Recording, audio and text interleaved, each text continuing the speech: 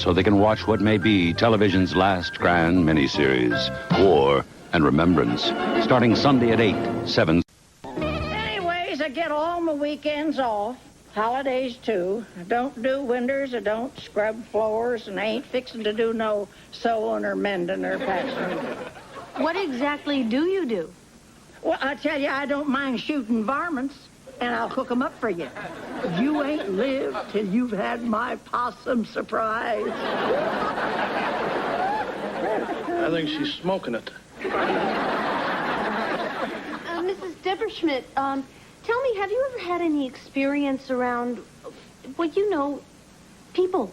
Well, I worked 2 years at a home for the criminally insane. That should come in handy with him. Anyway, Mrs. Debberschmidt, thank you so much for stopping by. We'll be in touch. Don't you reckon I ought to leave a picture so that you folks will remember just which one I was? I don't think that'll be a problem. Suit yourself. I take it that Mammy Yoakum didn't quite fit the bill? Gee, I don't know. I kind of liked her. Of course, I was always a sucker for a babe with a pipe. Don't worry, Mr. Belvedere. We'll find somebody. Hey, what are you apologizing to him for? George. I mean, who the hell ever heard of hiring a housekeeper to take care of your housekeeper? Well, it certainly wasn't my fault that somebody left their skateboard on the stairs. Well, I just left it there for a minute. You know there's some lady on our front lawn skinning a squirrel? Perhaps it was a snack for the bus ride home. So you guys find anybody good yet? You've been seeing people all day. No, not really, honey. Oh, I don't know. I kind of like that Swedish lady that wasn't wearing any underwear. What? Your dad's the one that pointed it out. Well, I guess this just goes to show you're a pretty tough guy to replace. Well, I knew you'd realize someday there was only one Mr. Belvedere. Is this the Owens residence? Huh? Oh, yeah. Jolly good. In that case, I am your new housekeeper. What? I'm Mr. Belvedere.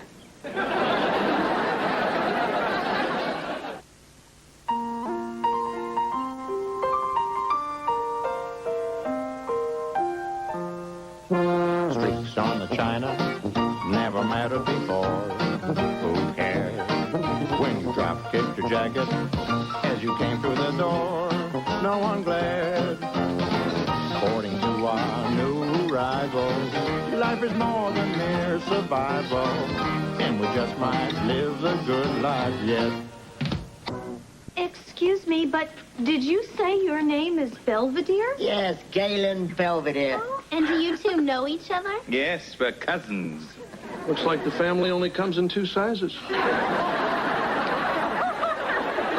Belvedere, you never told us you had a cousin. Well, we haven't seen each other for a little while. No, 20 years to be exact, cuz? Last time I heard you were rambling round Rangoon. Something to do with the elephant roundup. Yes, well, the last I heard of you, dear cousin, you were leaning against a fire hydrant somewhere other than Pittsburgh. Well, you know how it is with us Belvederes, Lynn. 1 minute it's Kuala Lumpur, the next minute Steeltown, USA. Wow, and now you both are together after all these years. What any coincidence. Yes.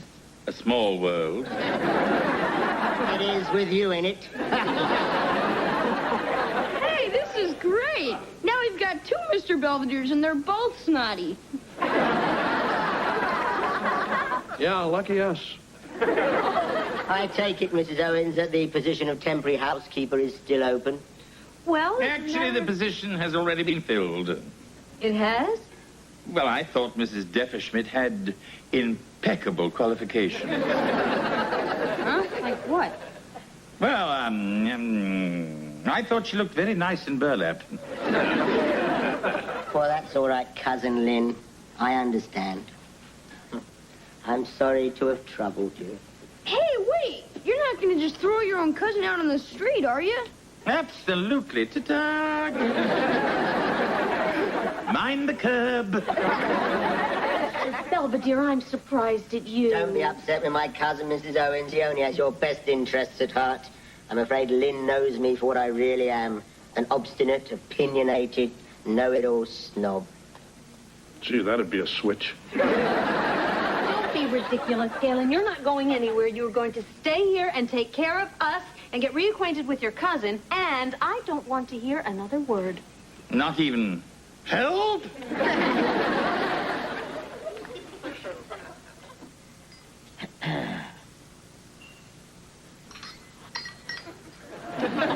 We English do enjoy a good cup of tea, don't we? Yes, almost as much as we enjoy a good mystery. Speaking of which, what the hell are you doing at Beaver Falls? Why, what on earth do you mean? Oh, come now, Galen. It was no accident. You were just popping up like this, so out with it. All right. I'll tell you, but it has to be our little secret, agreed? Agreed. I came here to kill you. I gotcha. Galen, I swear. I haven't gotten you that good since Lord Wilfrid's 10th birthday party. Do you remember when I made you snort chocolate milk through your nose? It wasn't chocolate milk, you demented little rugrat. It was hot scalding cocoa. We did used to have some good laughs, though, didn't we? Yes, usually at my expense. Oh, I'm not so sure. What about the time I woke up and found you'd mailed me to Glasgow? I don't know why you were so upset. I sent you first class. Come on, Mr. Belvedere, time for your afternoon walk. I'm coming. Boy, it sounds like you guys are really getting along. Oh, don't you be deceived, Heather. We still loathe and despise each other. It's just that sometimes he absolutely slays me. Well, that's why I'm here.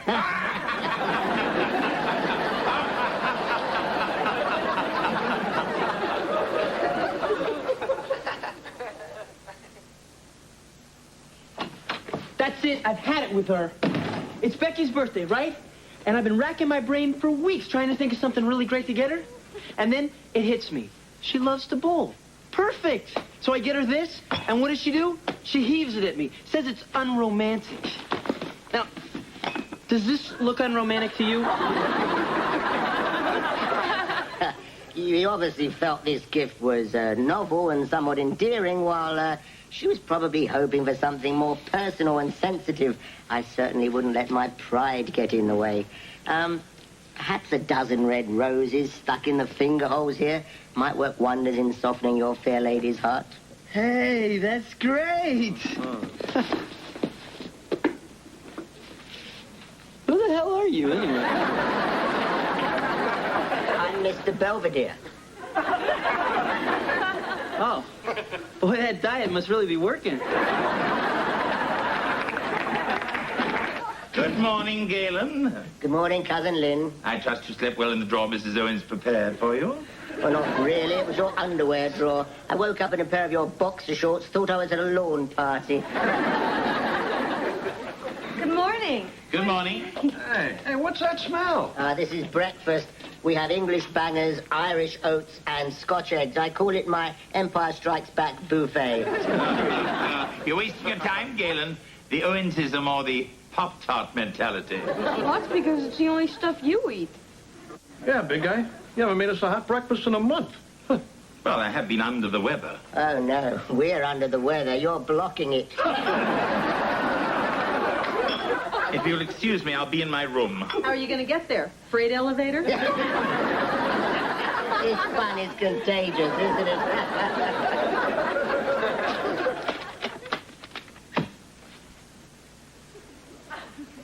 Hello, I'm Mr. Belvedere. I woke up in your underwear drawer. We're under the weather. You're blocking it.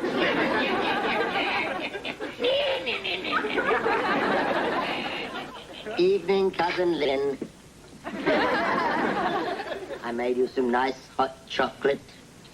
No, thank you. My nose isn't thirsty. I don't blame you for being upset with me, cousin. Just a bitter bunion on the backside of humanity, that's what I am. I'll leave you alone. Are there marshmallows in it? The little pretty pink and green ones, just like we used to have as children. Remember? How could I forget? Here we go, then. Oh, thank you. Yeah. I brought you something else, too.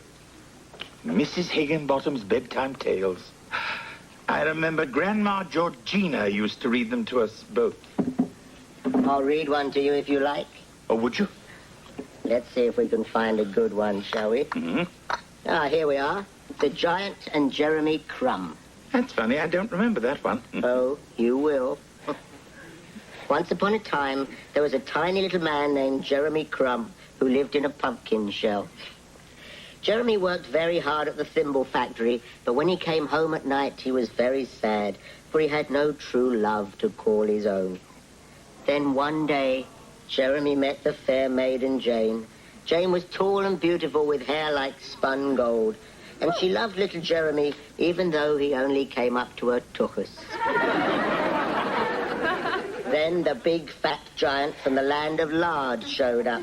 He made jokes about little Jeremy, and Jane laughed and left him and married a Harlem Globetrotter instead. Then little Jeremy swore revenge against the big, fat, flatulent giant. And now that he's found him, he's going to carve him up into little bite-sized pieces and feed him to the bloody crows. Just as soon as your cast comes off, cousin, it's you and me at sunrise. I challenge you to a duel. And by the way, I hope you enjoy your cocoa. I put a laxative in it.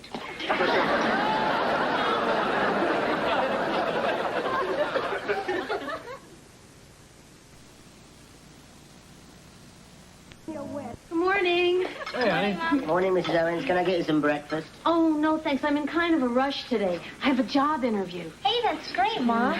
Oh, yeah, Marsh? What is it? A new law firm. No, actually, I'm going to try out to be a Pennsylvania mushroom. What? Well, it's sort of like a California raisin, only it's a little more fungusy. Oh, what are you going to do, Marsh? Lie down on a big pizza?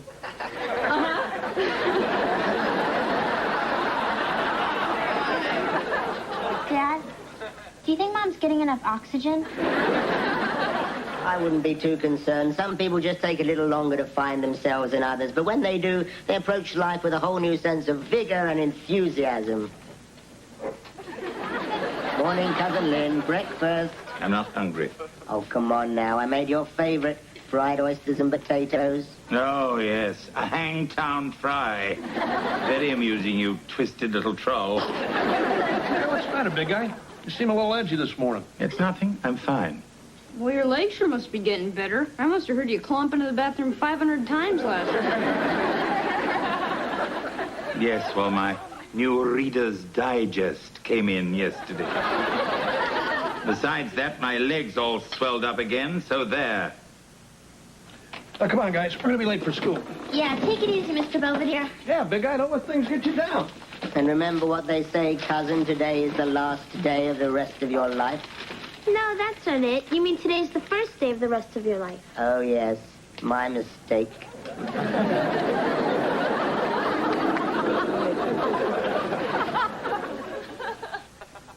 He'll kill me.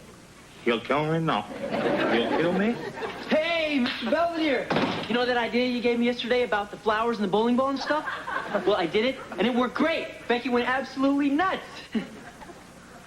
Hey, you're big again.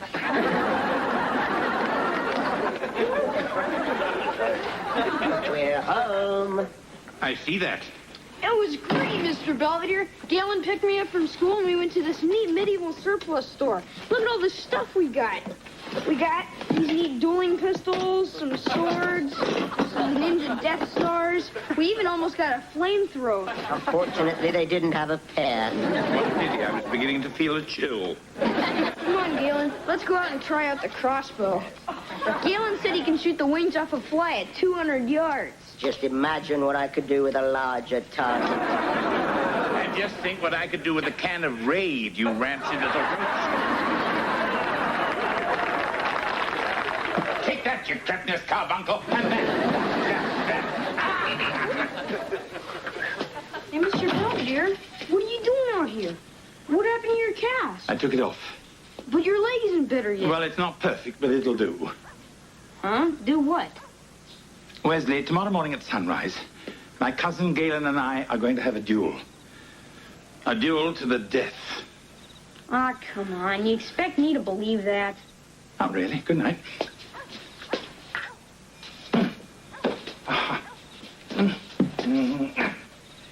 Hey, you're not kidding. kidding, are you?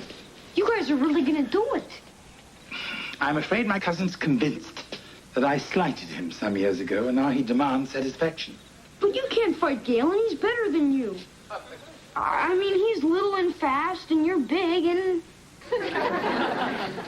not so fast. Be that as it may, Wesley, I am an Englishman, and I prefer death before dishonor.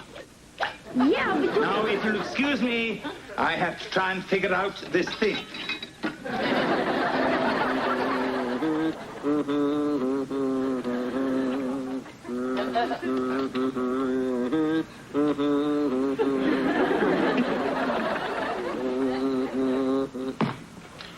Here, What on earth's this?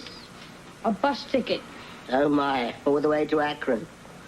I would have sent you farther, but American Express called in my card. Don't worry, Wesley. I'll be gone soon enough. Yeah, as soon as you blow a few holes in Mr. Belvedere. Well, the choice of weapons is his. I'm merely getting them ready. Hey, I mean it. I don't want you hurting him. I'm sorry, Wesley. There's nothing I can do. Once certain events are set in motion, they become unalterable. You cannot reverse them.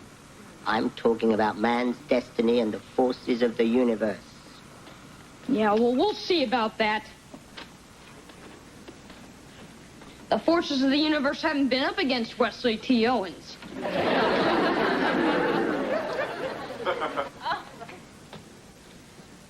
Hey, George, guess what? I got the job.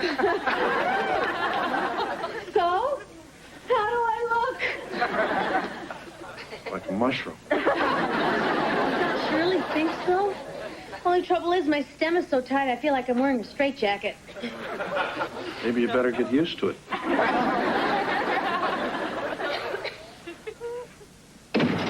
Oh, congratulations. Mrs. Owens, I'm sure you'll be a fungus Pennsylvania can be proud of. Thank you, Galen. Hey, what's with the monkey suit, little guy? Looks like you're going to a funeral. That certainly is a possibility. Mr. and Mrs. Owens, I must apologize. There may be some unpleasantness this morning, but rest assured, as soon as it's over with, I'll be on my way. Galen Belvedere, I assume your challenge. What? Oh, I get it. It's funny outfit day. Just a minute, you tin-plated teeny bopper. You can't accept my challenge. Oh, yeah? That's not what it says here. Miss Manners' Guide to Combat Etiquette. It says right there on page 57, in the event the primary opponent becomes ill or incapacitated, his duly appointed second may replace him on the field of honor. Wait a minute, he's not incapacitated. He told me his leg was fine. Come on, Mr. Belvedere, just a few more steps. Oh, Heather, easy. I think something may be broken. Malingerer, big faker. You're even limping on the wrong leg. Uh-oh. Yes, Wesley. Perhaps you could explain the Louisville slugger imprint on my left shin. Will you please tell me what's going on? It's Galen. He never really wanted to be our housekeeper. He just came to kill Mr. Belvedere. What? In a fair fight, of course. We were going to have a duel earlier this morning. That was before Vlad the Impaler came along and took me out of the lineup. This is ridiculous. I will not have two grown men dueling to the death on my carpet. Tough talk from a toadstool. Mrs. Owens, we promised to limit the bloodletting to the patio. We were going to do it on the grass, but we thought Galen might get lost in it. I'd rather get lost in it than graze in it. Water buffalo, Shrimp boat, Tubby the tuber. Piccolo Pete. Hey, You guys. see, it's idiotic jokes like that poisoned the mind of my fiancée and turned her against me. Fiancé? What fiancé? This fiancée here.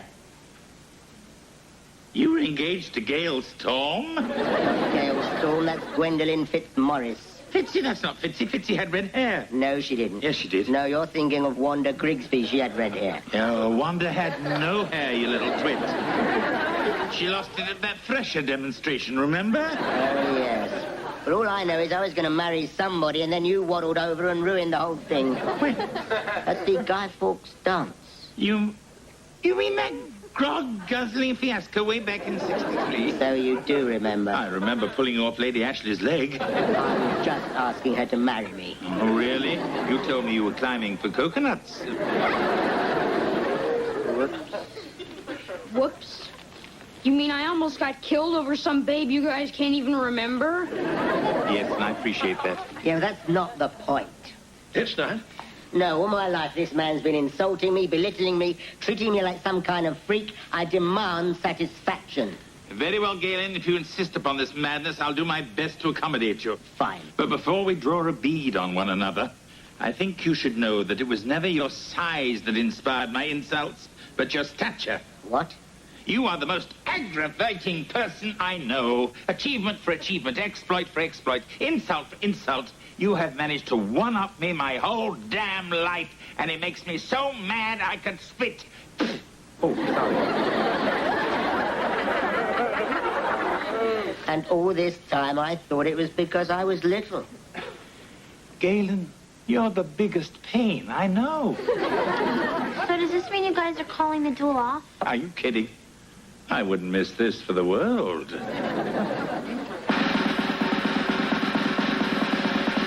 I'm still confused. Just play. On my mark. 1, 2, 3. Turn and fire.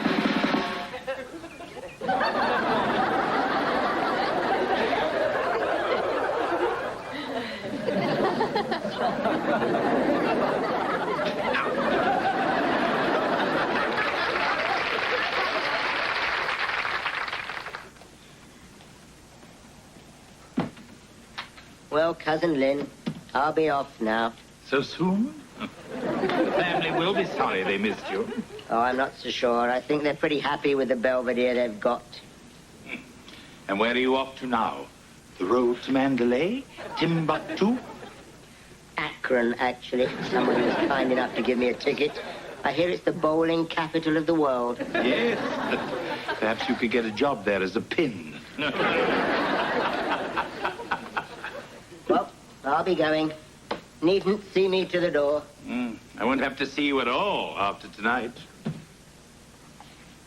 Cousin, all differences aside, if ever you should feel like returning to England, there'll always be a place for you at Belvedere Castle.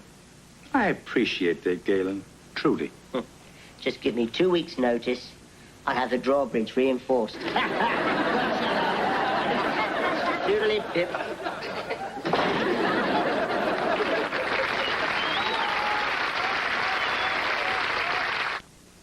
At any rate, all's quiet on the home front, now that my impish cousin Galen is gone. I never thought I'd say it, but I almost miss the little twit. It's always so nice spending time with your family, even if they are out to kill you. Anyway, I shouldn't be too depressed. After all, I still have Wesley. I may not have the insult, but I'll always have the injury.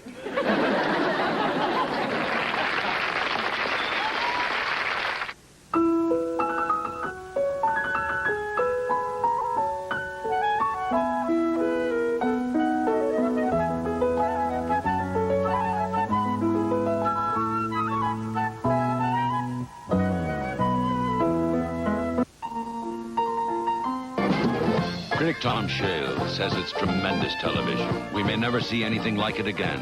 It's War and Remembrance, continuing Sunday at 9, 8 Central and Mountain on ABC. Now, Wendy pulls a fast one on her father. A fake boyfriend stands in for... Let me help. Oh, thanks, Ed. You know, Mom, this was the best Christmas ever. Really? Yeah, I mean, it was perfect. We were all together, trimming the tree, singing Christmas carols. Dad didn't even make us watch Perry Como's Christmas in Cambodia. It was nice. So do I have to see you guys on New Year's, too? What? Well, I was hoping I could have a party here. I mean, without you or Dad or anyone else hanging around. Oh, gee, I don't know. Well, there won't be that many people, and there won't be any sex or drugs either, because everyone's too afraid to do that stuff anymore. Well, your father and I were invited to a fondue party at Skip's. Oh, come on, Mom. Okay, honey. Great. Can you take him with you? Huh? Mom's letting me have a party here on New Year's Eve. Oh, yeah? So can I have one, too? No. It'd be good for me. Mr. Belvedere says I need to work on my social skills in case the FBI doesn't give me a new identity. All right, here's the deal. You two can have a party here together. What? Yeah, Heather, you can invite some of your friends, and Wes, you can have some of yours. I know you're both mature enough to work on this together. Right, Mom.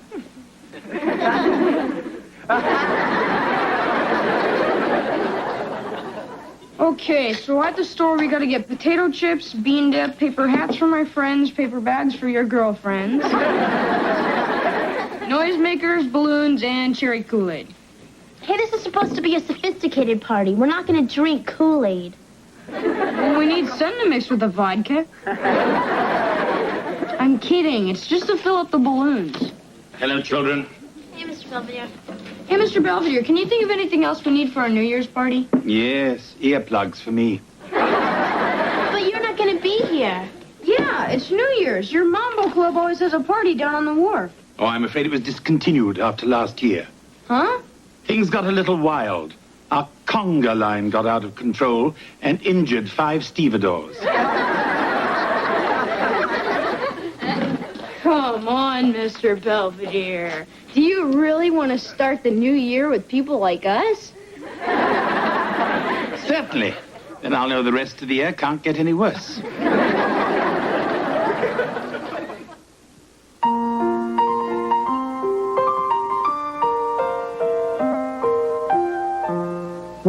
Streaks on the china never mattered before. Who cares when you drop kicked your jacket as you came through the door? No one glared. According to our new rival, life is more than mere survival, and we just might live a good life yet. Hey, Mom. Hi, hon. Listen, do we have any vitamin C or anything? What's the matter? Are you coming down with something? I don't know, but I'm not going to be sick on New Year's Eve. Ooh, you're burning up. Just a second. Oh, no, Mom, look.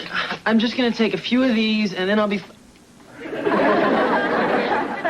Yeah, this is a friend of Mr. Belvedere's. He's too shy, so he asked me to ask you if you want to go out with him on New Year's Eve. I found your name in his little black book. Aren't you Donna King? Oh, you're Donut King. Sorry. It's almost 103. It's not so bad. I'm surprised you're not delirious. Come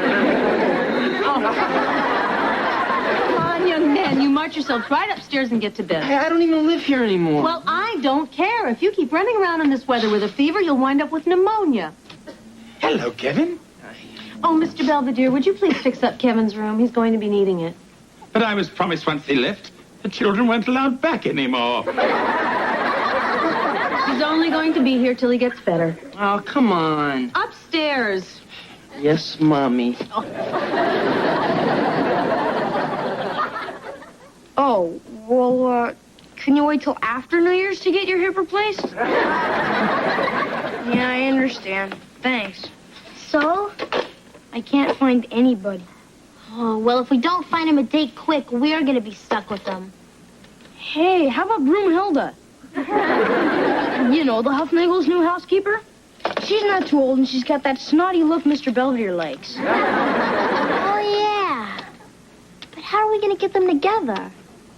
Well, I think I can arrange that.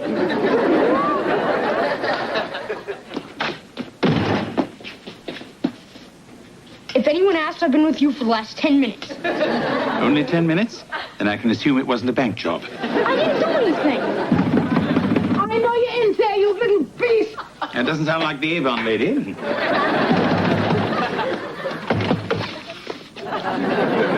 Can I help you? Your son sprayed me with a garden hose. Call him my son again, and I'll spray you myself. What? It's just that I'm not the boy's father, thank heaven. But regardless, I'm sure it was an accident. Right, Wesley? Aren't you going to introduce yourself? Oh, I am sorry. I am Lynn Belvedere. I'm the Owens housekeeper. Oh, yes, it's a Schumacher. I just started working with the Hognagels. How do you do? As I was saying, I'm sure the lad didn't mean to do it. Oh, yes, he did. He's a spiteful little hooligan, and I wouldn't mind giving him a good throttling. Hey, sounds like you two have a lot in common. What's that mean? Oh, nothing. Just that I detest him, too. And now, Wesley, I believe you have something to say to Miss Schumacher. Do you mambo? Your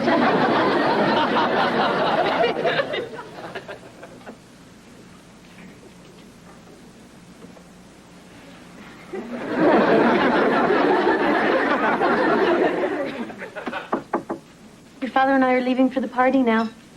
Hey, Mom, what is all this stuff? Oh, well, sometimes Mr. Belvedere uses this as sort of a punishment room. You know, when your brother's been bad. Anyway, what are you doing out of bed? And why is this heater off? No, Mom, it's 98 in here. And that vaporizer's giving me jungle rot. Do you want to get better or don't you? Yes, ma'am. Look, I know it's no fun being stuck in on New Year's Eve, but you don't want this to get worse, do you? Yeah. All right, I made this for you. Mom, I'm 20 years old. I don't drink hot cocoa anymore. Sorry. Here, give it to me. It'll keep you nice and warm inside. You used to put marshmallows in it. I'll be right back. Come on, Mr. Belvedere. I don't think she's so bad. Fine. Then you go out with her. So I hear you got a hot date with Hazel over at the Huffnagels. What are you two going to do? Vacuum in the new year? That's it. I'm not going. Hey, come on, big guy. I'm sorry. That must be her. Get it. I've changed my mind. Come on, Mr. Belvedere. This is ridiculous. Why should I go out with a perfect stranger so you two bunco artists can make a mess that I'll have to clean up? Hello?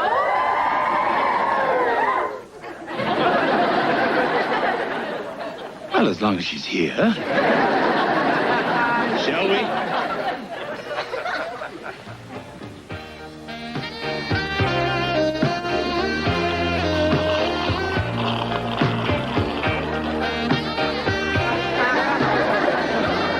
I'm sorry I'm so tall. Oh, that's okay, I guess. This is the most humiliating experience of my life. I'm sure you'll have worse. Why didn't you invite some girls your age? I don't know. I don't see any boys your age. They all left when they saw your geeky friends. May I?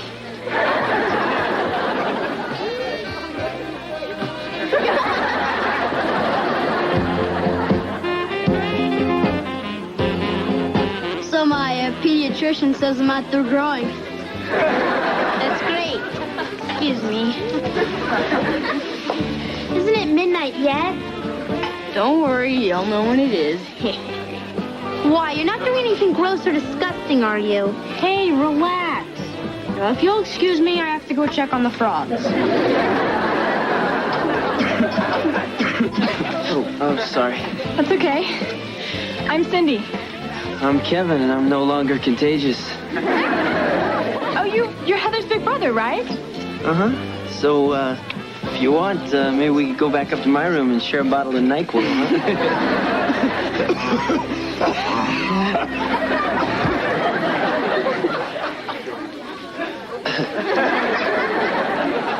Oh, okay, everybody. It's almost midnight. Is everybody ready? I know I am. 10 seconds. 9, 8, 7, 6, 5, 4, 3, 2, 1.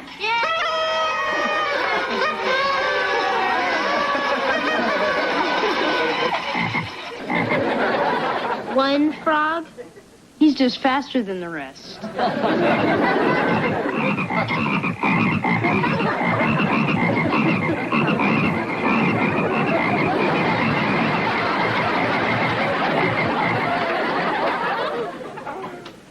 Well, the living room's still here. That's more than I expected. The house looks fine. You said it would be a disaster area. Oh, they only cleaned it to irritate me. I had a very good time tonight. I never had Egyptian food before. Yes, I thought you looked rather worried when the waiter said 1 hump or 2. Anyhow, I really should be going. No? Well, it's almost 2, and I have to be up early to fix breakfast at the Hofnagels. I find that a community trough is good enough for the Owens family. While you walk me home, I'll walk you home.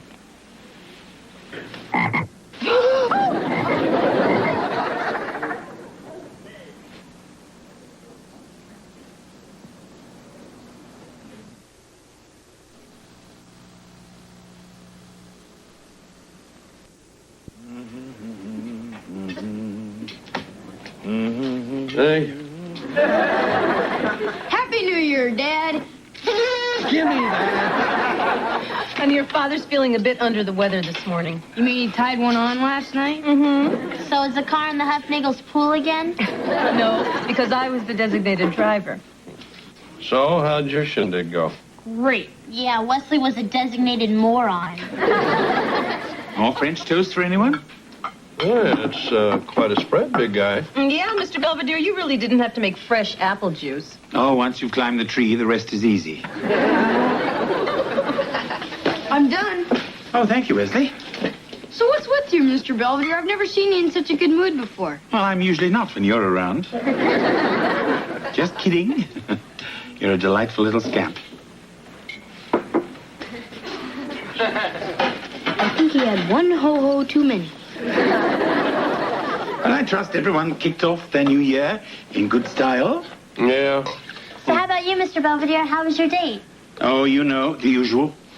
Morgan. Oh, morning, Elsa. I lost an earring here last night, probably under the cushion on the couch. Probably.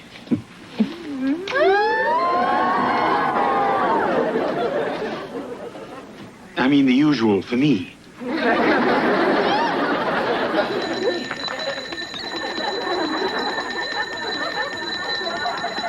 Yes, Kevin. You know, you tell me I should stay in bed, and then when I call you, you don't come. I'm sorry, honey. Is there something you want? I'm through with that. Kevin, aren't these all your old things? Oh, yeah, I found all this stuff in my closet. Pretty neato, huh? Yeah, but, Kevin, you're not going to be here that long. Hey, Mom, take my temperature. I think it went way, way up. Kevin, I took it 20 minutes ago. It was the same. Well, I'm bored. Well, there must be something you can do, some schoolwork or something. Yeah, but it hurts my eyes when I try and read. Well, I'm sure you'll feel much better in the morning. Well, you could read to me. What? Well, like you used to. Remember? Yeah, sure.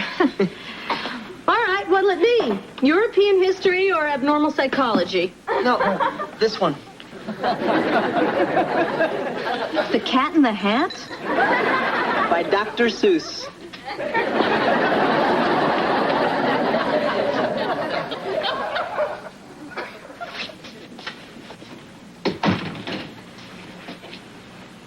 Do you have any idea how late it is? Why? Am I being grounded? I think we need to talk.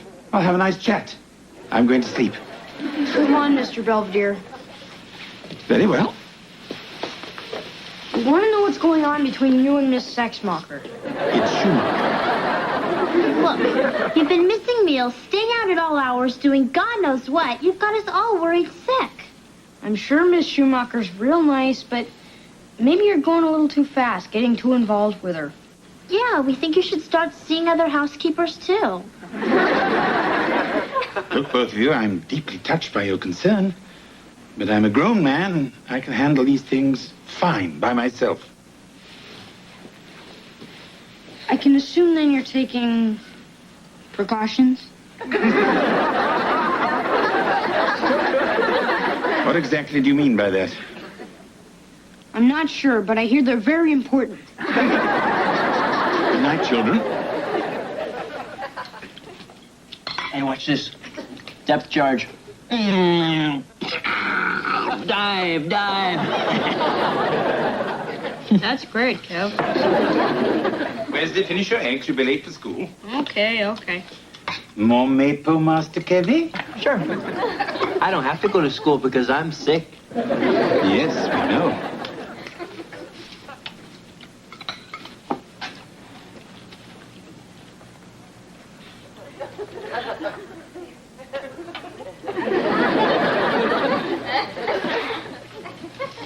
Wesley, you little creep. No,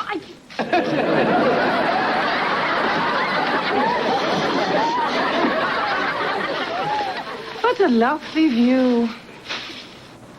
Thank you. I mean, the woods. The very sun bounces off the empty branches. Oh, yes, lovely. So, I thought we could go to the drive-in again, like last night. Oh, have they changed the movie already? Does it matter? Actually, I have been spending a little too much time away from my duties. Oh, I know, me too. It's just that we have so much fun together. We seem to like the same things. It's not too often you find somebody you wouldn't mind spending the rest of your life with. Yes. Well, I better get on with my raking. Okay. What about coming over later? The Hofnagels are going to an NRA meeting. We could have the whole house to ourselves. I'd love to. But I'm not really sure the Owens would let me. Can't you just sneak off? They can't be watching you every minute.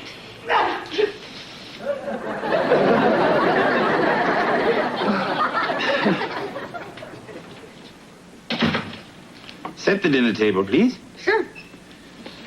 If you like, I'll take you down to the mall after dinner. Oh, yeah? Mm-hmm.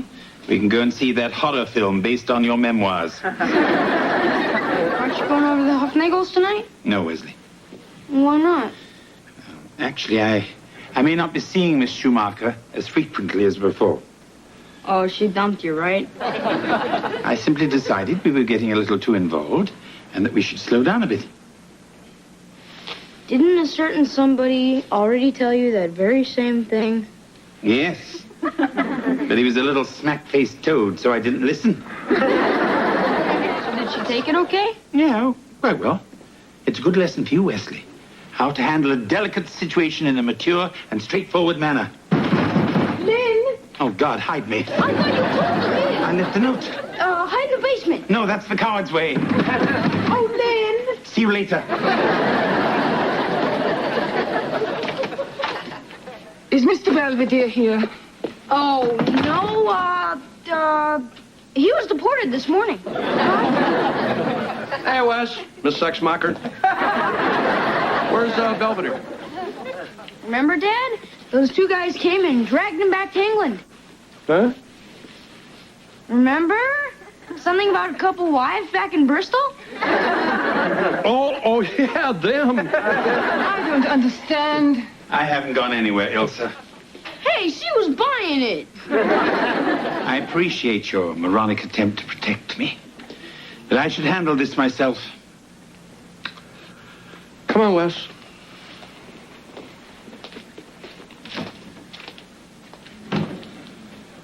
I see you got my little note. Yes. What's the suitcase for? Sir Hofnagels fired me. I'm sorry. He said I was seeing too much of you. Oh. I'm so stupid. I was actually glad when he did it. I thought you'd say you'd quit too, and we'd go off to Maine or someplace and open a little bed and breakfast. Sounds very nice. Then why not? We could do it. I have some money saved. Else I can't. Oh. I promised the Owens that I would stay with them at least until Wesley went off to college or the penitentiary. I guess they understand. The fact is, I'm rather set in my ways. And I'm not looking for a long-term relationship with anybody. I see.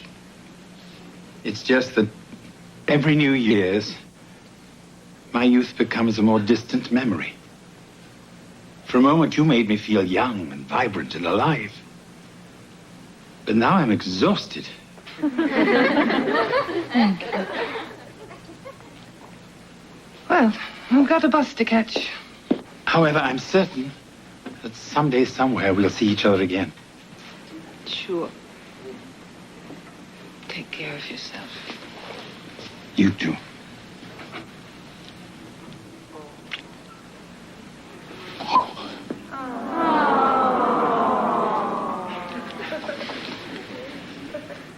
Bye.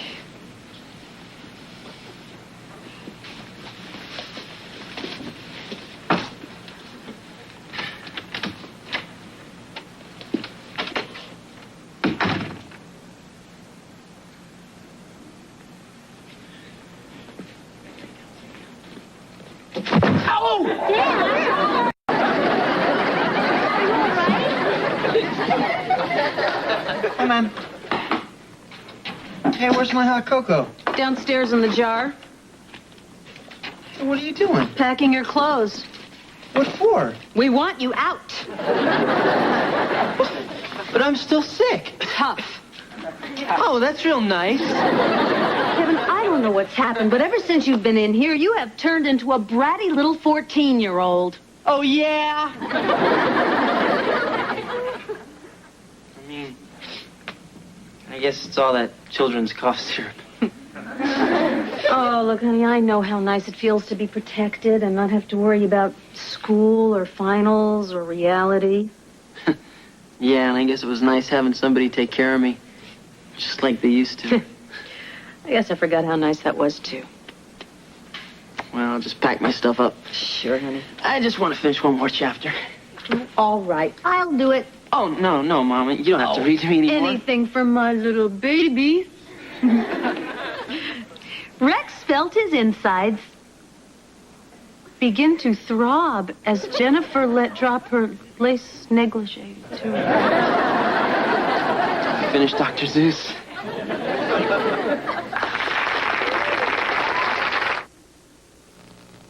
Mr. Belvedere will be right back. As of this writing, Kevin's temperature, along with his IQ, has returned to normal. Sometimes I'm not sure which is higher. As for my lapse into adolescence, I've just received a postcard from Ilsa. She's invited me up to Portland to enjoy her new bed and breakfast. I might try the breakfast, but I'm not too sure about the other. Well, another new year is underway. The Colonials have a new president. Wesley has some new hormones. And the world in general is bumping along.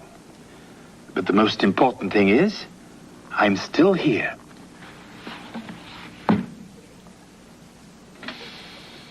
I'll drink to that.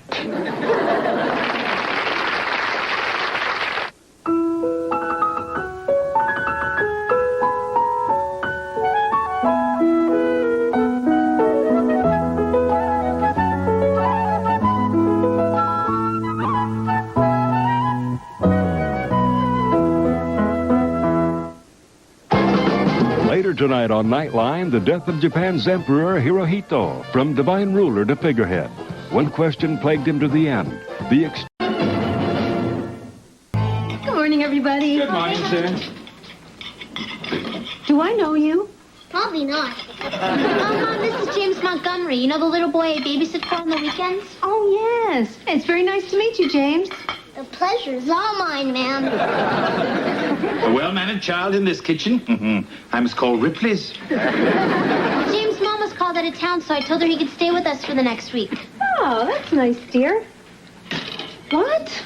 Oh, it'll be all right. I promise. I'll feed him and everything. Heather, a young man requires a little more care than a stray puppy. Or in Wesley's case, a rabid jackal.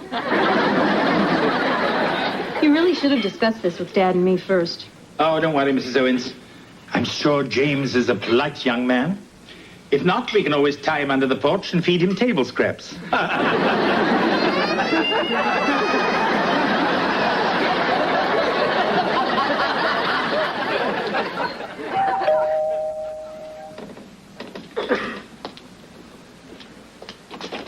Hi, I'm Bert Hammond. This is my associate, Carl Putnam. We represent the Happy Guys of Pittsburgh. Helping others happily. That's our motto.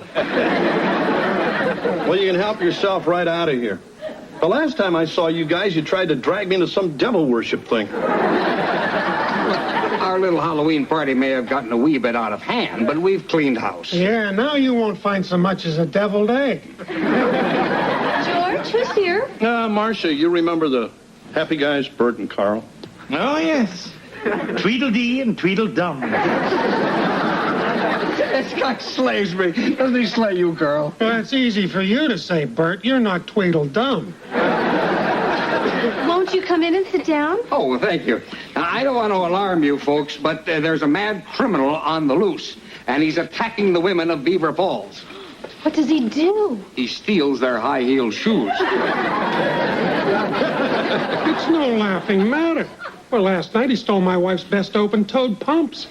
She's currently under sedation. Well, have you called the police? Unfortunately, this is what they consider a low-priority item. Oh, that's terrible. It's scandalous. It's scandalous. That's why we're here. You've got to help us. Hey, I'm a sportscaster. I don't know anything about catching criminals. Unless they've stolen home.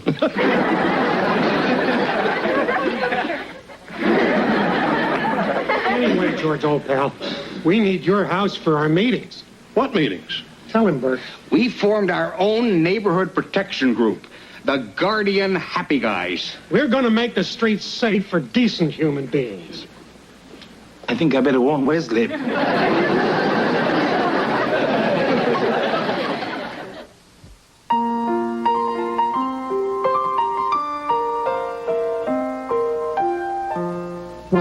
Streaks on the china never mattered before.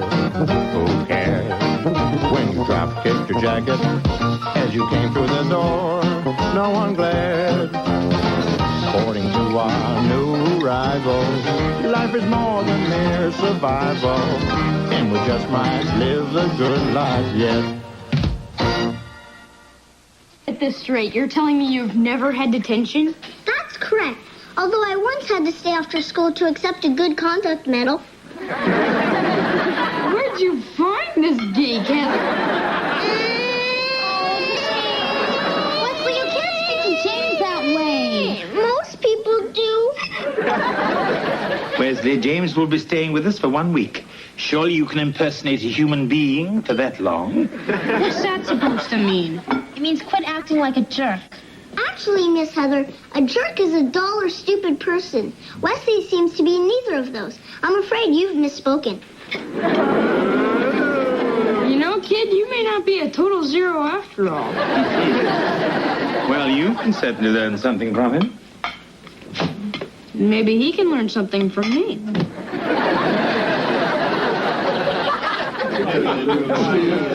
Yeah, you want to come to order, please? Fellas, you want to quiet down and we'll start. Gee, he's kind of high-strung, isn't he? Gentlemen, good evening and welcome to the first meeting of the Guardian Happy Guys. Hey, who had all the crab puppies? George had one. Now, the high-heel bandit, as we have dubbed him, has eluded the police so far. But we, the Guardian Happy Guys, are going to see to it that he's captured and brought to justice. Do we get to wear hats? You mean like golf hats with our own logo on them? I didn't know we had a logo. No, we don't have a logo, and we don't need hats. Hey, but we did have these new buttons made up. You bad guys, cut it out. Little rough, don't you think? Now, the first order of business is to divide ourselves into patrol teams. As long as we're dividing up into teams, why don't we get up a softball game? Hey, can I play third base?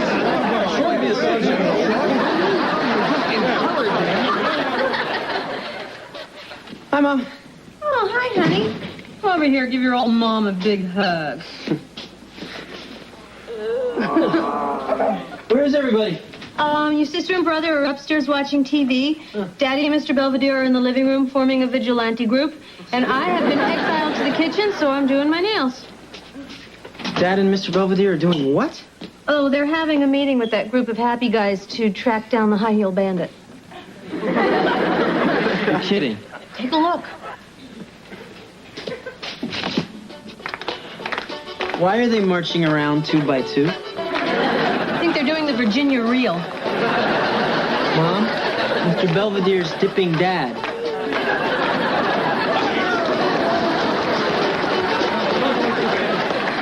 And remember now, we're only the eyes and ears of the police. If you see the high-heel bandit, do not try to apprehend him. Do not take any aggressive action yourself. Hell, this is worse than norm. I thought my part was over when the crab puppies disappeared. Well, let's just get this over with. Oh, I think it's too late to go patrolling tonight, don't you, Bert? Way too late. We do have time for turkey in the straw. I still don't get why we're dancing. It fosters teamwork, George. They say the Steelers do the bossa nova.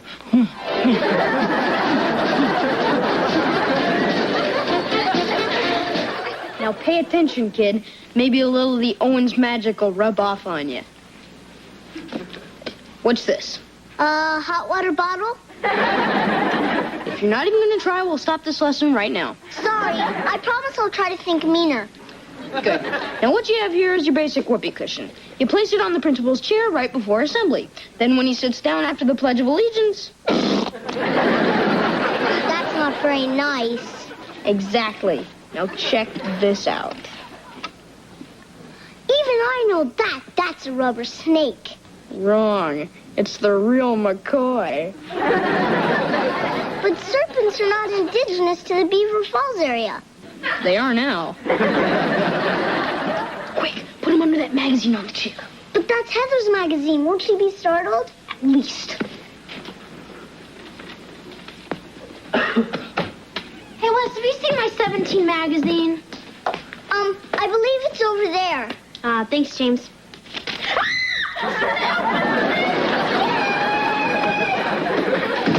Well? I never knew it could be like this. I don't know why we're sitting out here freezing our hooters off. Well, if we're going to catch the high-heel bandit, we must sacrifice a little comfort. I don't see you sacrificing any of those donuts. If you're going to be nasty, I shall go home and you'll be the only happy guy on the streets without a patrol buddy. I am not your buddy, and I am not a happy guy. Since you are obviously unable to be pleasant, I suggest we keep our mouths shut and our eyes open. You got it. Fine. Hey, Belvedere. Now what? I think I drank too much coffee. We better find a gas station. You know we are not allowed to leave the stakeout for any reason. Fine. I'll just use that bush over there. Of course, that's your decision, but we're here to uphold the law, not to break it. Huh? Well, for one thing, there's indecent exposure. Vandalism. Defacing public property. Okay, you made your point. I'll tough it out. That's the spirit. Belvedere? Mm-hmm. Could you tell me a story? About? You know, to take my mind off things. Oh, very well. Once upon a time, there was a man who lived under Niagara Falls. All day long, he did nothing but listen to the rush of the raging waters. Stop that story!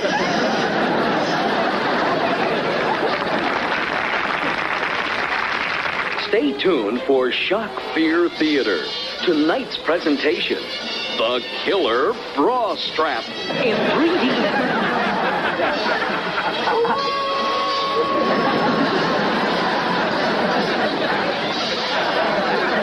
The whole evening shot to hell. Hey, Wes, why aren't you in bed? Somebody had to wait up for Mom. Huh? When it got late and you guys didn't come home, she got worried and went out looking for you. Hey, Marshall, what happened? Oh, George. He got me. Who? The high-heel bandit.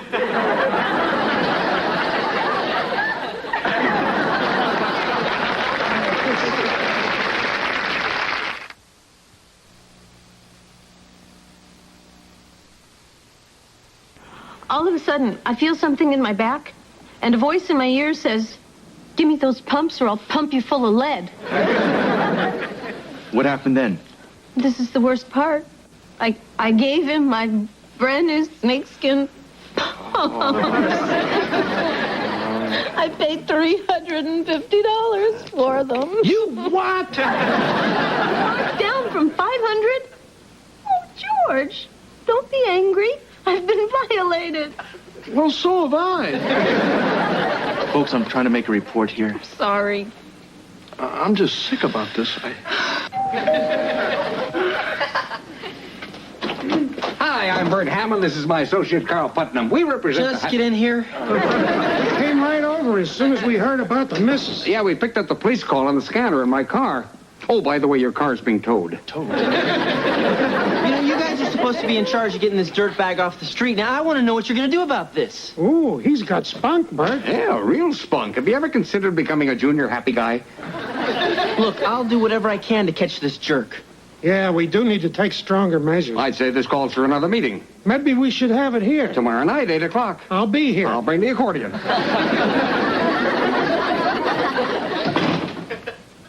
Hey, Wes? Yeah. Have you seen James? I went up to his room to look for him, and I found this note on his pillow. It says, I didn't do it. Didn't do what?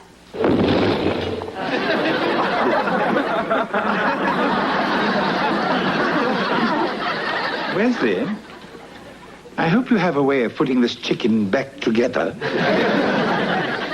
I didn't do it. Then who did? James. Ridiculous. He's far too innocent to have masterminded something like this. He must have had help.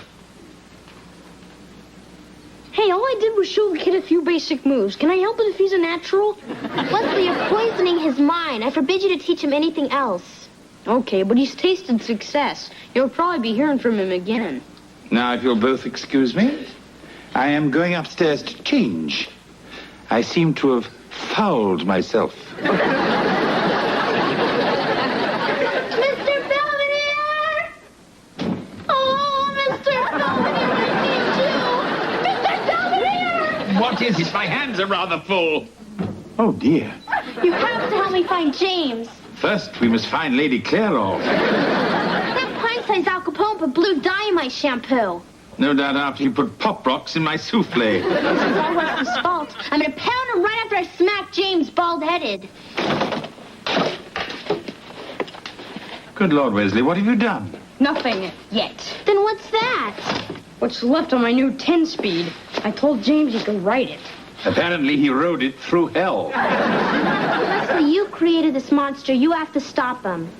Hey, Westman! Looks like something happened to your bike. This isn't funny. Loosen up, dude. Where's your sense of humor?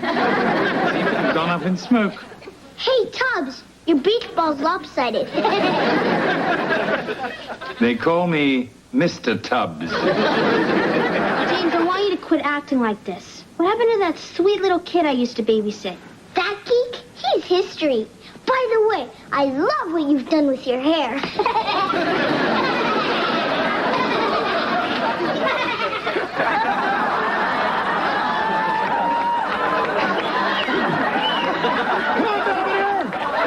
You're not getting out of this.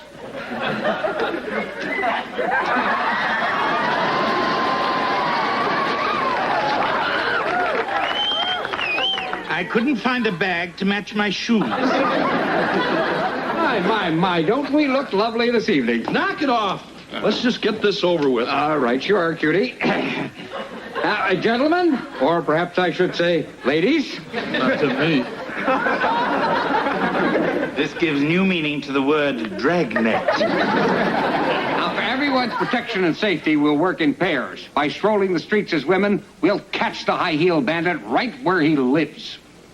Well, if we know where he lives, Bert, why don't we just go over to his house? That's it. I'm out of here. Oh, no, you don't. I'm not going anywhere without my best girlfriend. Just don't try to borrow my lipstick. Hey, where's Kevin?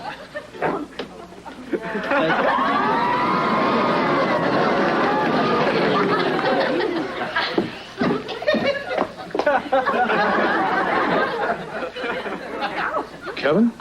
Yeah. My God, you look stunning.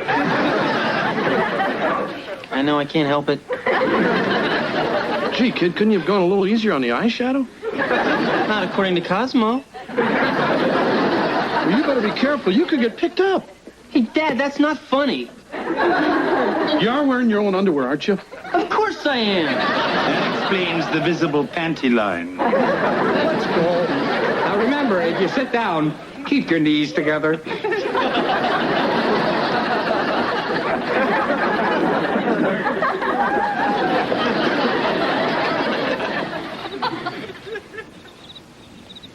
Here you go, Belvedere. You sit down and I'll wait for the bandit in the bushes. Why should I have to be bait? Let's just say you're easy to spot from a distance. Very well.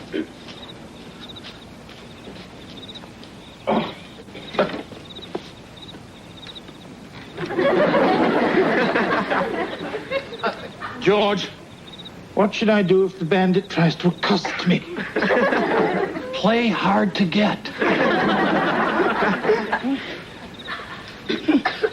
You don't. Somebody's coming. Look. Good evening, my dear. Look, honey, your kind belongs over by the fish pond. I'm working this end of the park. Beat it.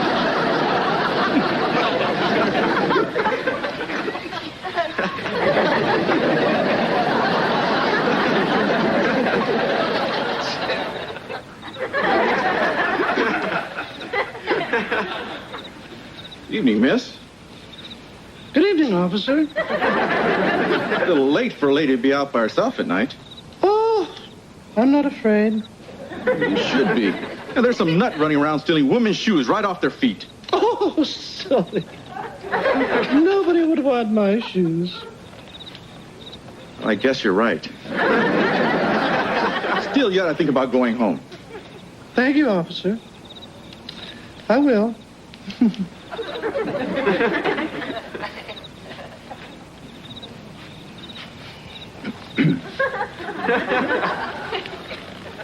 Say, what's your sign? Dead end! Dead end!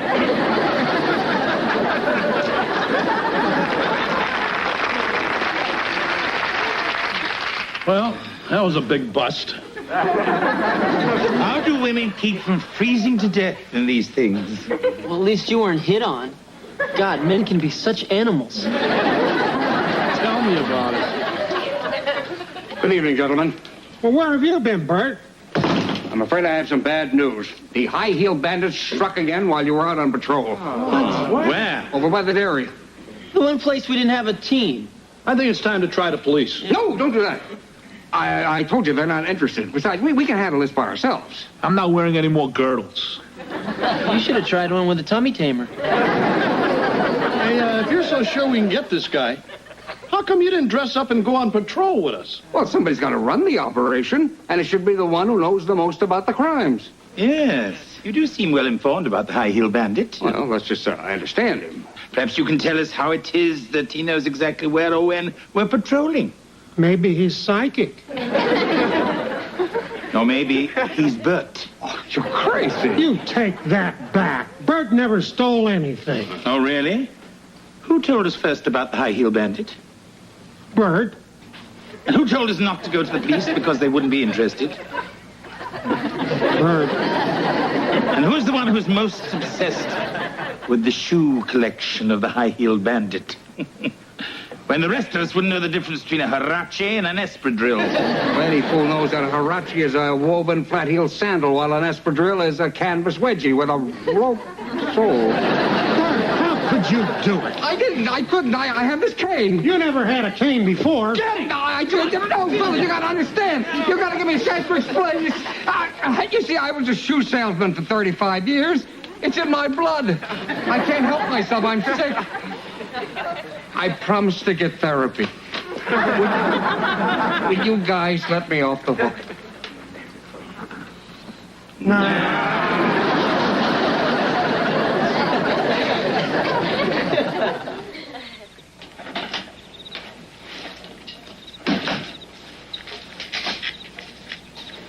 What are you doing, James?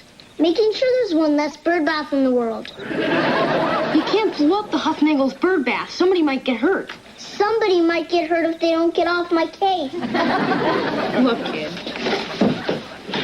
Real pranks require planning, timing, and above all, finesse. Finesse. Yeah. Without a certain grace and dignity, a prank is just a mean trick. Or in this case, a crime. Oh, give me a break. I will. I'll promise to keep this a secret.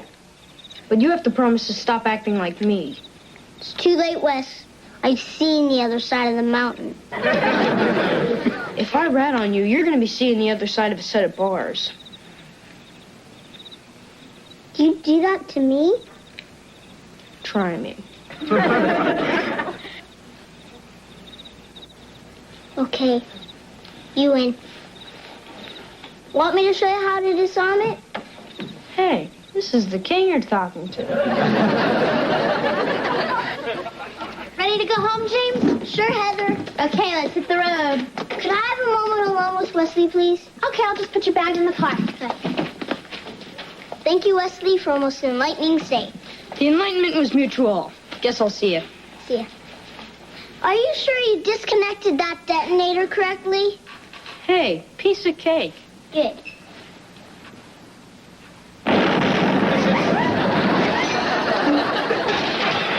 Wesley! There's a bird bath in my crumb cake! The Beaver Falls crime sprees, both civil and domestic, have finally come to an end.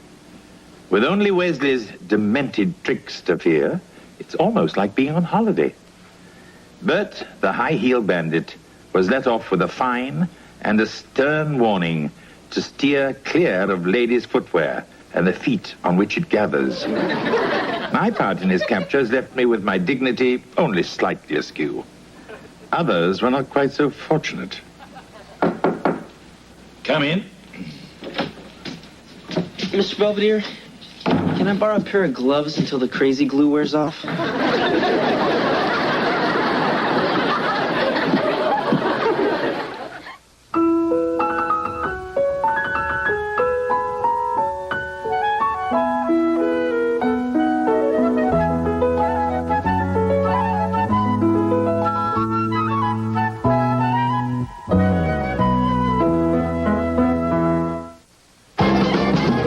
I'm Ted Koppel. Later on Nightline, carnival time in Rio.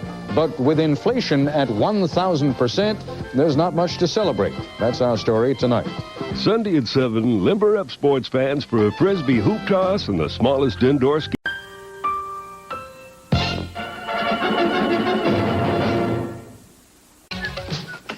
Ah, hello, Kevin. Oh, hi, Mr. Belvedere.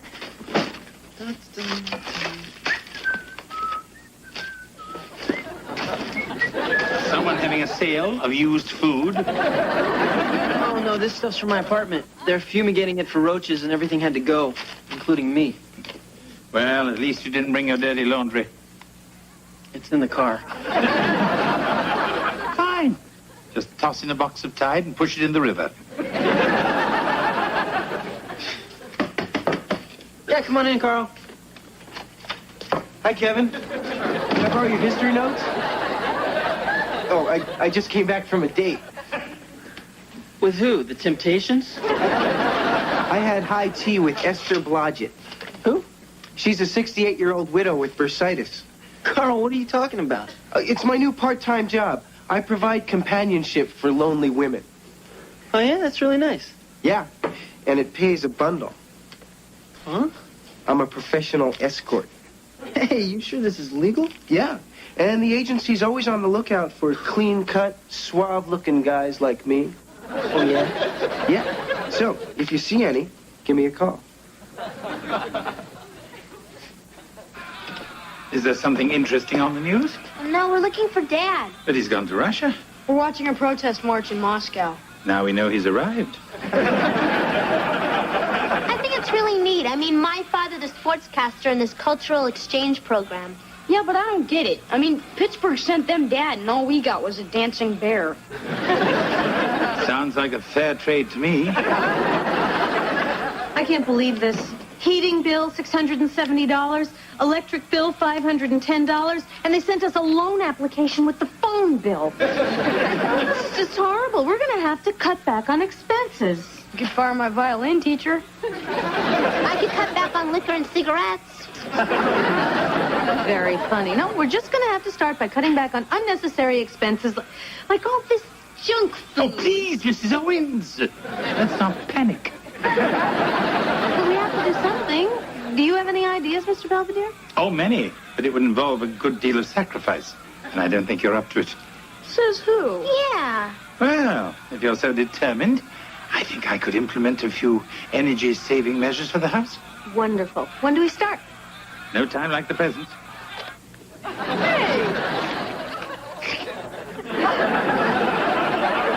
Tried, but there's a padlock on the thermostat. Nice touch, don't you think? Oh, there's no hot water. Of course there is.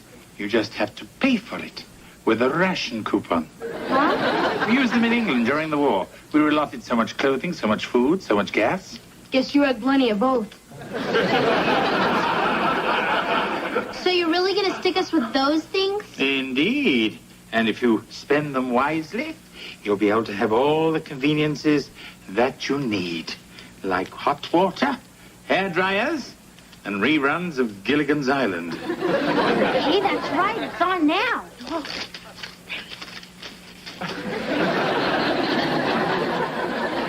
You're gonna be great, buddy. I can tell you're a natural. Gee, Kev, you must have a really hot date. Yeah, bring her over. We could stand around her and warm our hands. Where you going, honey?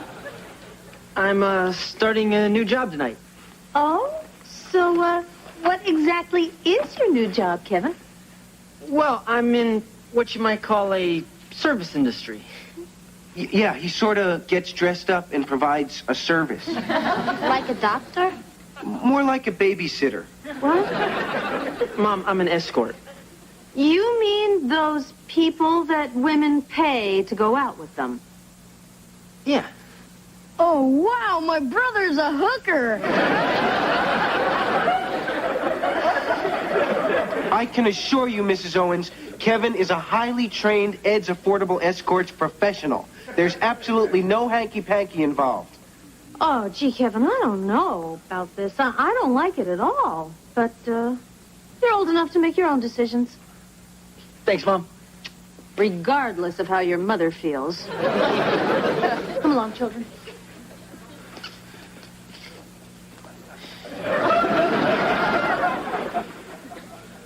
I can't do this. Oh, yes, you can. Come on, Kevin. All you have to do is take out a nice, sweet old lady. What's the big deal?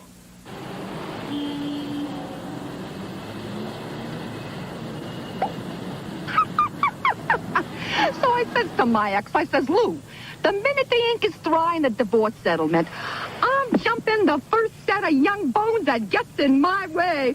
And it's you, sweet cheeks, champagne. No, thanks. I don't drink. Suit yourself.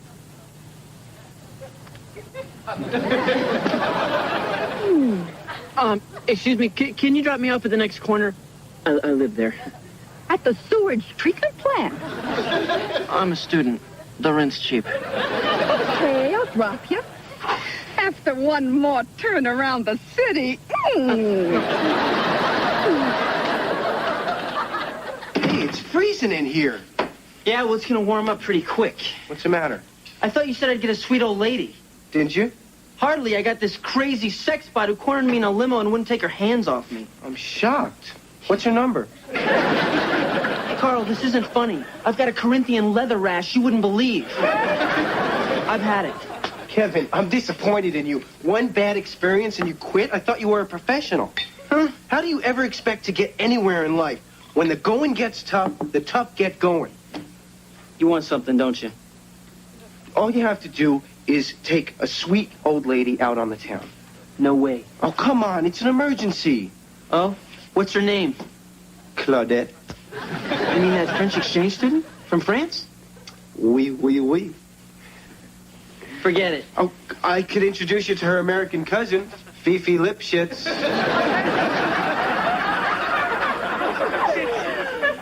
God, please don't let her be another man-eater.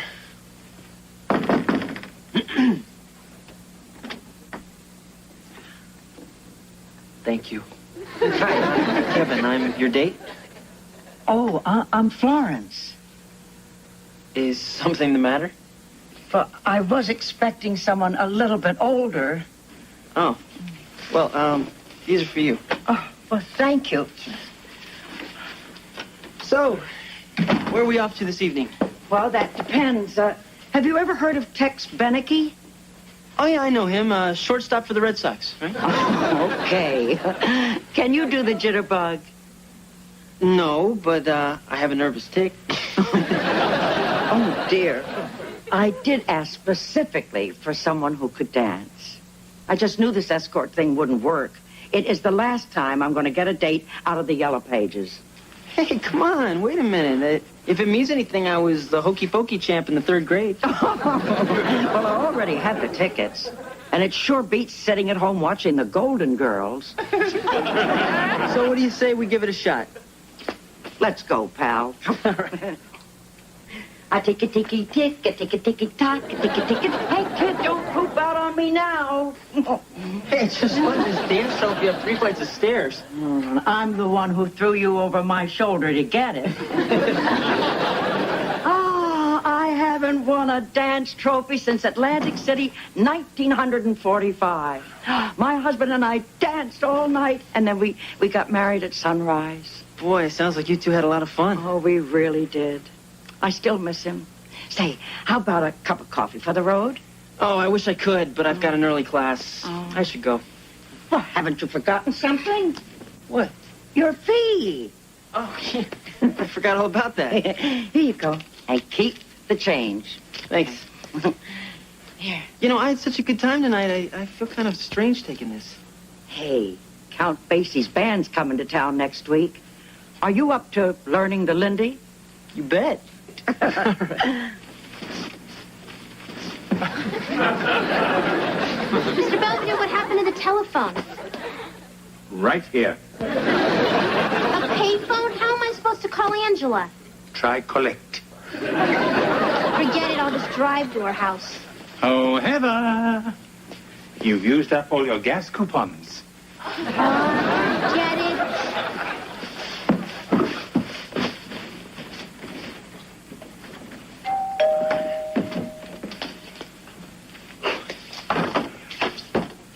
Carl, what happened to you? The sweet old lady I went out with last night wasn't sweet, wasn't old, and at about 10 o'clock I found out he wasn't a lady. Gee, Carl, that's too bad. What's going on with you, pal? I was just down at the agency, and they told me you turned down your last 3 jobs. So? So I might have to refund my finder's fee. Well, I've been busy. With what? With Florence. We've been seeing a lot of each other. Oh, I get it. She's been paying you under the table. Good scam, Kev. Oh, Carl, I'm not charging her. What? Well, I'm seeing her because I like her. That's sick. Hey, come on. She's a sweet old lady. She's probably living off Social Security. What do you want me to do, squeeze every last dime out of her? I would. Whoa, you are a maniac behind the wheel. I mean, you sent those 2 sailors flying. You put me in a bumper car and I lose all control. Would you like a drink? Yeah, I'll just have whatever you're having. All right, 1 prune juice coming up. Oh. Thanks. Say, how did you make out on your ancient history exam? Yeah, I got a C-. Oh, you should have called me. I probably was there. Flo, you have a really great sense of humor. You do, too, to put up with me. Oh, what are you talking about? You're a lot more fun to go out with than most of the girls I usually date. We really do get along, don't we? Yeah, sure. I think so. Me, too. So, as I say, what the hey? Let's do it.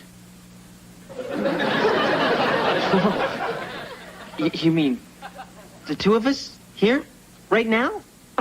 No, we could wait a couple of weeks. We could make it a big event. I could invite all your friends and relatives. You mean to watch? Well, certainly. I could rent some chairs and get Beverly, my neighbor, to sing. Florence, what are we talking about? Our wedding. Our what? You're proposing to me? Sure, why not? Well, I don't know. I mean, this is all so sudden. I mean, I'm still in college. People in college get married. I don't even have a job. Neither do I. That gives us more time together. No, Florence, I really... Oh, look, if it's the money you're worried about, I have more than enough for the two of us. Florence, I refuse to live off your Social Security. Who's talking about Social Security? I have $7 million in the bank.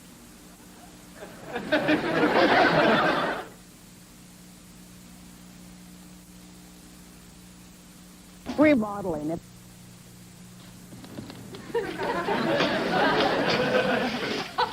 Why are you all out here? It's freezing. It's warmer out here than it is in there. This stuff sure doesn't throw much heat. What are you burning, anyway? Your immigration papers. I'd give anything for a hot meal. You could have had one. If you hadn't blown all your ration coupons on your Lady Norelco. Hey, let's go down to the railroad tracks. I hear it's stew night. What are we waiting for? Well, no sense in wasting a good fire.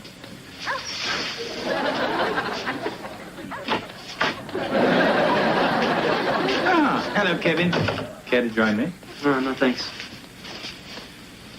Mr. Belvedere, what do you think about marrying an older woman? If the Queen Mother asked me, I might consider it. It's talking about me. I was afraid of that. See, I met this really nice lady, Florence. We've been getting along great, and she asked me to marry her. How old is this very nice lady? 65. Kevin, why would you even consider marrying a 65-year-old woman? Because she loves me. And she has $7 million that she wants to leave all to me. Will you be needing a housekeeper? This is serious, Mr. Belvedere. Look, Kevin, answer me one question. If Florence didn't have all that money, would you still want to marry her? Good night, Kevin.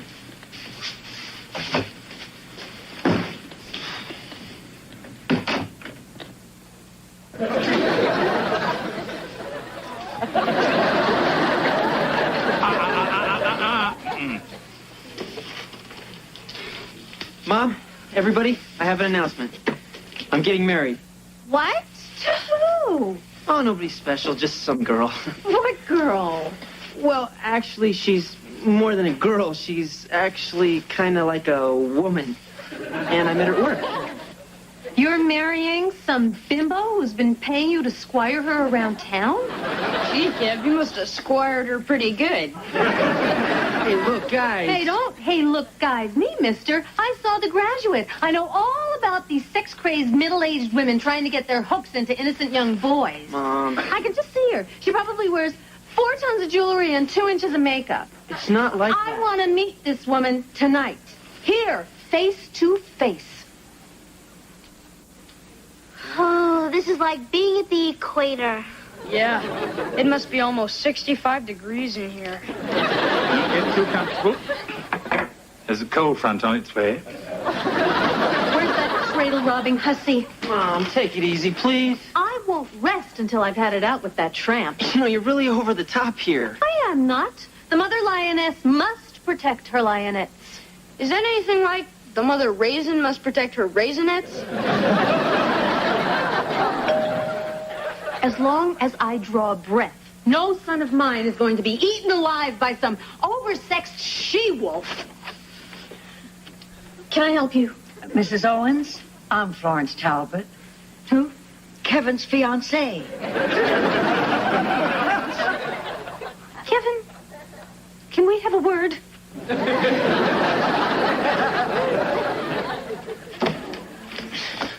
All right, young man, what is going on?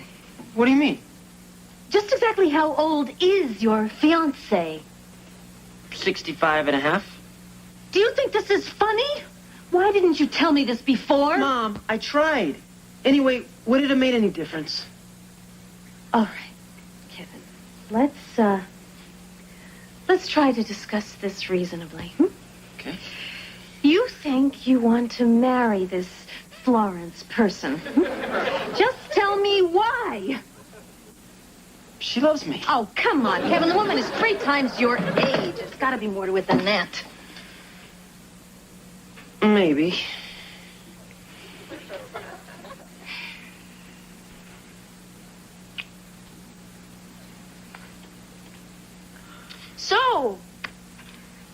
How about that new super polygrip? Are you and Kevin planning on having kids right away? Why don't you children go and play in the traffic? Scram.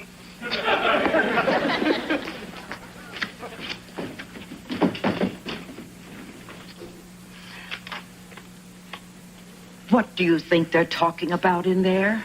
Oh, baseball, the weather, the total implausibility of a marriage between a 20-year-old boy and a woman who's old enough to know better.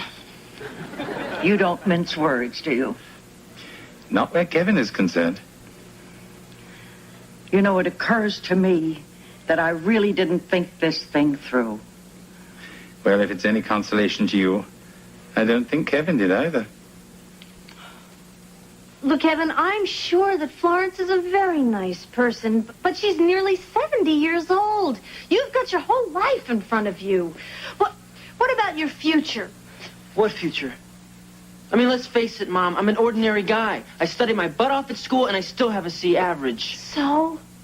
So the woman is worth $7 million. I mean, what am I ever going to do in life that's going to top that?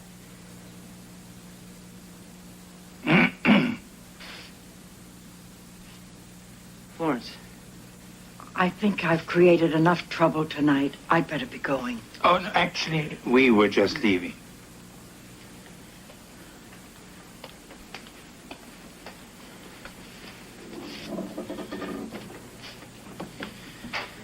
Well, I guess that sounded pretty awful. Oh, that's all right. I've always admired your honesty. You're not much of a dancer, but you are honest. Thing is, I really do like you. I don't know what happened. You know, I remember something my husband said years ago, just before he died. He said, Flo, you're going to be a rich lady. And after I'm gone, I want you to go out and buy yourself something nice. I guess that's what I tried to do. Thanks. Well, listen, we can still see each other sometime. Oh, sure. Look, if Les Brown ever comes to town, we can go out and cut a rug. You have got yourself a date. Well, I better go. Sure. By the way, how old is that housekeeper of yours?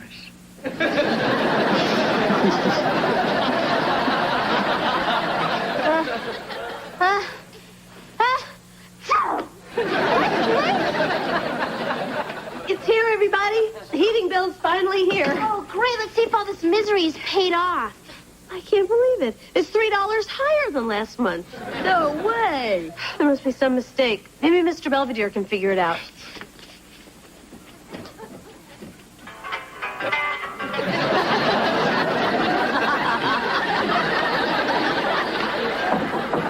Mr. Belvedere! Mr. Belvedere, open up! Mr. Belvedere! You cheater! Hello. My time. Who's all that junk you told us about suffering through World War II? I did. Once. I'd be crazy to do it again. I'm sure you can see the humor in all this. Besides, think how all this privation has brought you together. Perhaps I better go and see if George needs a little company in Red Square. Dusk for Dunning.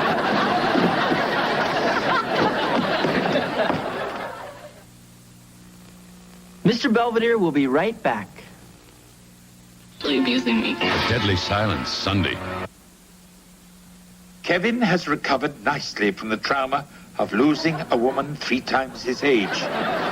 He has returned gratefully to the trauma of losing girls his own age. As for the rest of the Owens, while they may have warmed up physically, they are still freezing me out over my little practical joke.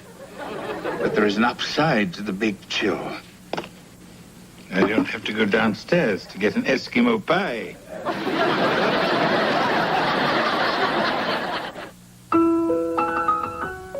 I'm Ted Koppel. Later on Nightline, it's Charlie Chaplin's 100th birthday this Sunday, and there'll be special commemorations around the world. We'll celebrate tonight. Tuesday at 8, Samantha and Mona plan a night on the town to drown their boyfriend blues on Who's the Boss. Then little brother Kevin comes to the rescue of his big sister on the window.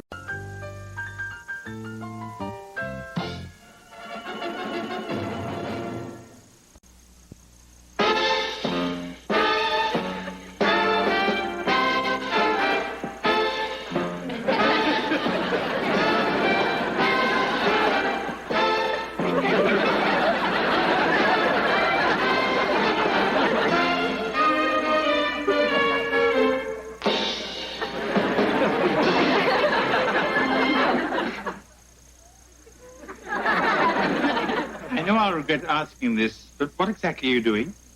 Practicing. For what? The rodeo?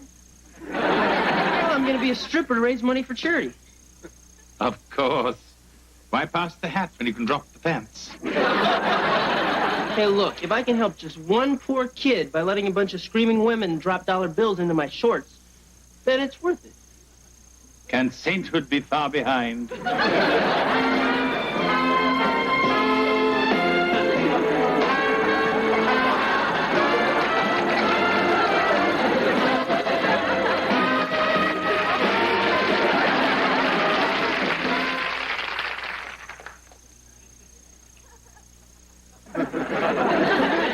More Salisbury steak, anyone? I'm still chewing this piece. It's not too tough, is it? Not if you're Jaws. Go ahead. Make fun. I'm in court all day trying to nail a slumlord. Then I rush home because it's Mr. Belvedere's day off, and I want my children to have a nice hot meal. And this is the thanks I get. Come on, Mom. Finish it, man. Really. Right? Right. Yeah, right. Yeah. And besides, I wanted to go on a diet anyway. Excuse me.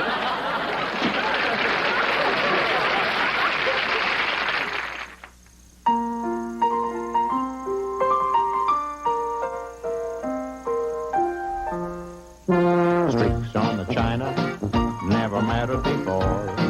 Who cares when you drop kicked your jacket as you came through the door? No one glared. According to our new rivals, life is more than mere survival, and we just might live a good life yet. I can't make a dent in this gravy. Here, try scraping it off with one of these Salisbury steak things. Hey, Mom's meat works better than Brillo pads.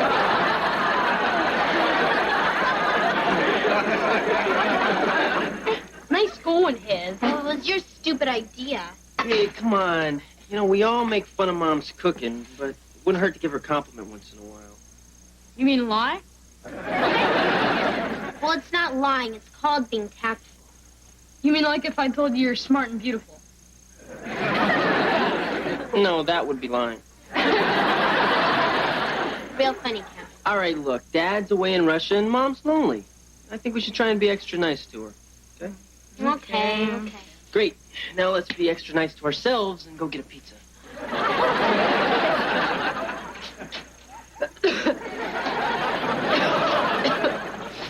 Good evening, Mrs. Owens. Hi, Mr. Belvedere. How was your day off? Oh, very pleasant. But then again, it always is without Wesley. Mr. Belvedere, how would you feel if the kids couldn't get their teeth through your thighs? Relieved. Do you think I'm a bad cook? Well, bad is such a subjective term, Mrs. Owens. I mean, there's bad and there's awfully bad. And then again, there's wretched and horrid and simply abysmal. Does that answer your question? It's just the kids are always complaining about my food, and I'm getting tired of it. Me too. Want to kill them? No, but I am thinking of taking cooking lessons. Well, just be sure and find a good teacher. Preferably one with a sense of humor. Mr. Belvedere, it's so sweet of you to volunteer.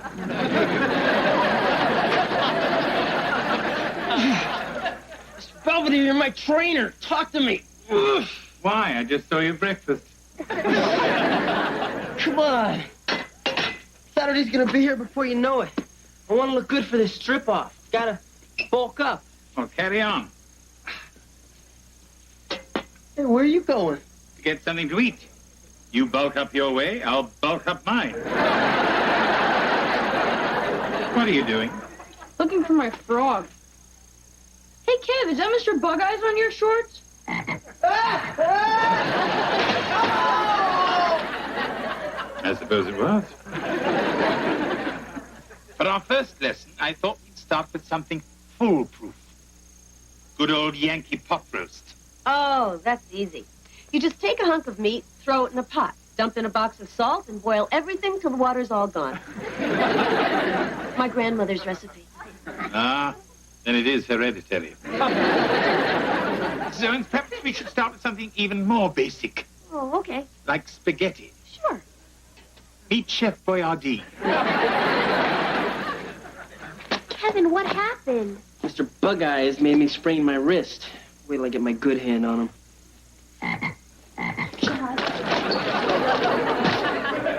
Relax, he's in my pocket. I swear. Hey, something smells pretty good. Yeah, it's great having Mr. Belvedere back in the kitchen. Ah, nothing like a quiet stroll before dinner. Wait a minute. If you're out here, then who's in... Dinner in 5 minutes. Uh-oh. Don't worry. She's using my recipe. It's absolutely foolproof.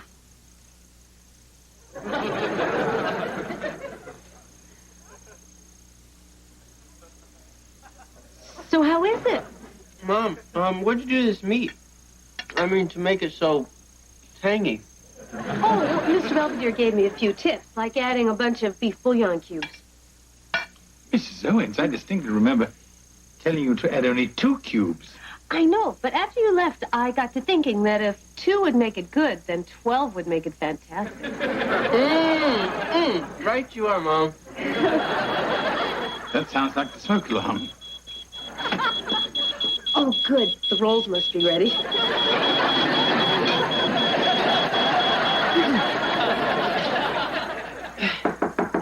Come in. Hi, Wes said you wanted to see me. Oh, yeah. I wanted to get your advice. Trying to find a theme for my act at the strip-off. What's the perfect female fantasy? Well, I don't know. Mel Gibson serving ice cream that makes you thin? How about this?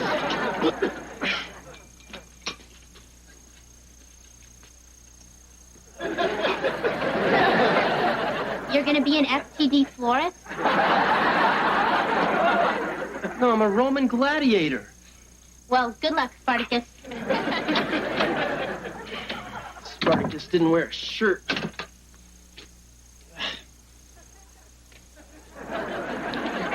Oh, damn.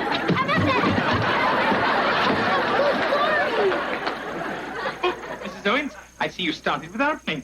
Yeah, but the way everyone raved about my dinner last night, I think I'm finally getting some confidence. Well, don't. Move ahead. Too quickly, I mean. Oh, we're having lasagna tonight. Oh. Ooh. Ooh. What did you put in this sauce? Oh, little of this, little of that. I like to be creative. Mm-hmm. Then you should join a ceramics class. Oh, you. Now, it says to add a pinch of oregano to the meatball mixture. Gosh, that hardly seems like enough. Wait! There's something we need. What? Spanish basil. Well, where do we get that? Spain. Well, maybe I can find some at the market. Splendid idea. All right. I'll be right back. Mm-hmm. You keep an eye on everything. Mm-hmm. That should buy me some time.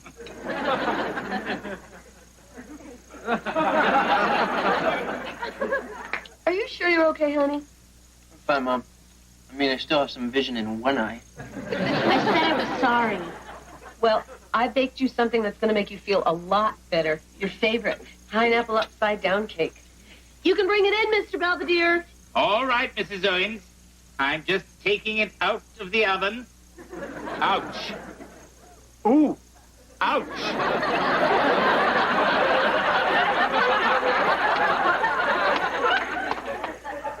It's too good. She'll never believe it.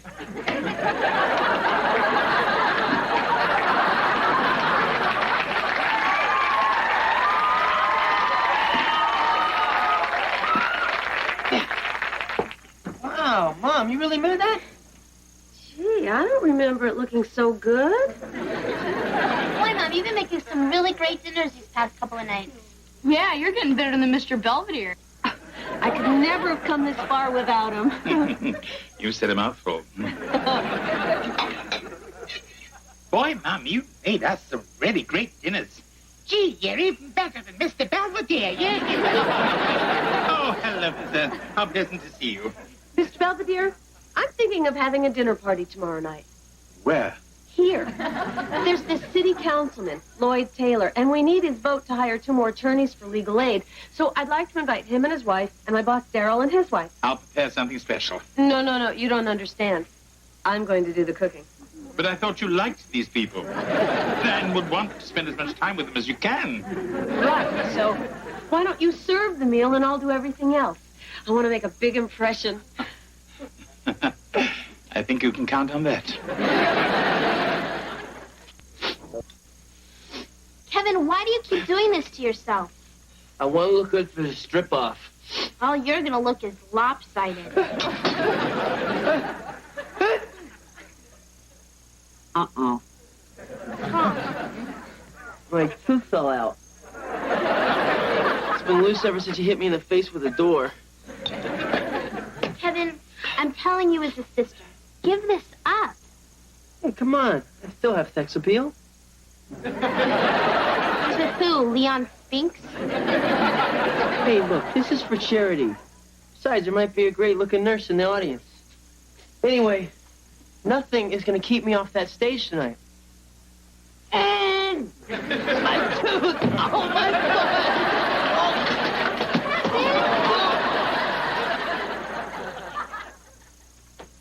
I see you. Mrs. Owen, I was just wondering if I might be of some assistance. Thanks all the same, but I want to make this dinner all by myself. It's important to my sense of self-worth. I wouldn't get in the way, and I could tell a few amusing anecdotes. Perhaps do some of my bird calls. Hey,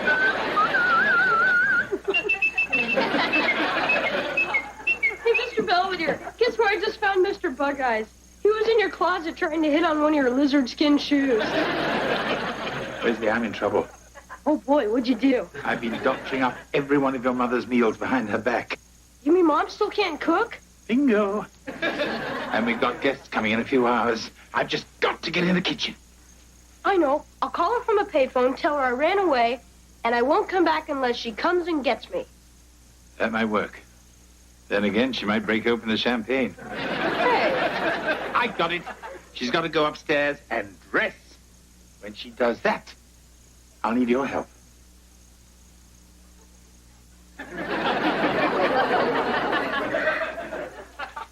Well, I guess I'll go get ready. Oh, by the way, Mr. Belvedere said that since you're doing such a good job in the kitchen, he went to a double feature. Good. Then I can take a nice hot bath and not have to worry about him snooping around the kitchen. Yeah, he can be a real Budinsky.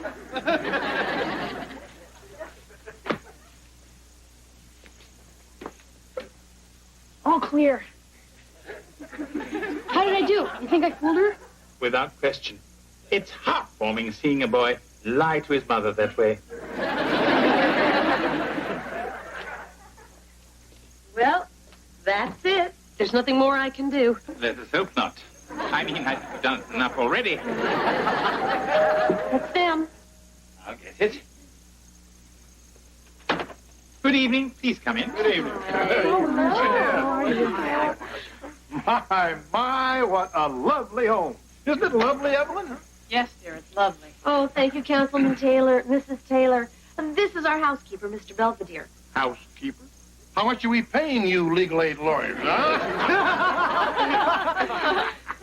Hey, haven't I seen you at Arnie's big and fat store? Yes, weren't you the one they were trying to pry out of the dressing room? Mr. Belvedere, this is my boss, Darrell Manning, and his wife, Paula. Hello. Hi, good evening. Please sit down. Where's Mr. Owens? Oh, George won't be able to join us. He's on an exchange program to the Soviet Union. You mean after all this time, I won't get to meet George Owens in the flesh? Paula's a big fan of his. She never misses his sports reports. I like to tape them and watch them later when I'm alone. Salmon pate, anyone? Great. I am starving, and we'd better get to it before this guy does, huh? So the mayor says, but Councilman Taylor, it will never work. And I say, why? Because it makes sense. I never grow tired of that story. Fresh rolls, anyone? Love some, yeah. Marcia, dear, you have got to give Evelyn the recipe. Oh, yes, the councilman loves rolls. I can see that. Councilman Taylor, about our request to expand our staff at Legal Aid. Sir, as it stands now, there's a 2-week waiting period to see an attorney, and it's only getting worse. Well, you know, your plight reminds me of the police shortage in '79. When George gets home, do you ever peel off his shirt and rub those big, broad shoulders with warm oil? Paula. There we go, Kev. Just one step at a time. Kevin. Mom, this is not my idea, but Kevin seems to be a few sandwiches short of the picnic. I wanted to come down here and show everyone his costume for the strip-off. What do you think? His mouth is still numb from the Novocaine the dentist gave him. I'm a Trojan. He's a Trojan. Apparently the one who fell off his horse. Well, nice to meet you. Goodbye, Kevin. Break a leg. What a handsome family you have. Mr. Belvedere, I gotta talk to you. Oh, honey, come here. This is our youngest, Wesley. Well, young man, what do you want to be when you grow up? I don't know.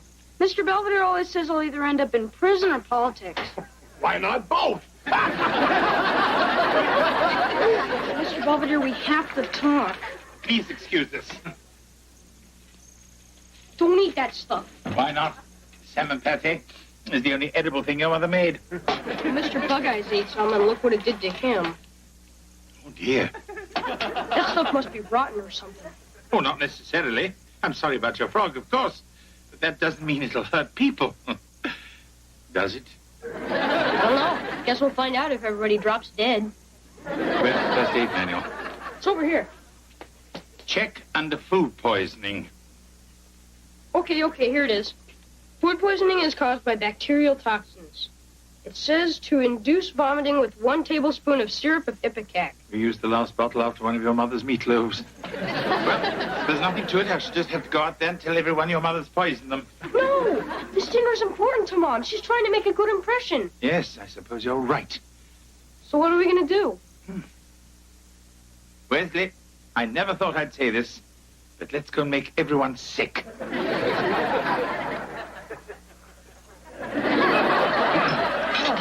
Everything was delicious, Marcia. Thank you. Is everybody done? Well, I know I am.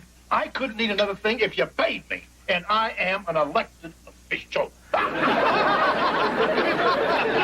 You know, Councilman, that reminds me of ancient Rome. The upper classes used to gorge on their food and then tickle their throats with a feather, thereby causing them to regurgitate their feast into a nearby trough. Yeah, I've got 2 feathers right here if anyone wants to try it. Frankly. Just kidding. Come on, Mr. Belvedere, I'll help you clear the table.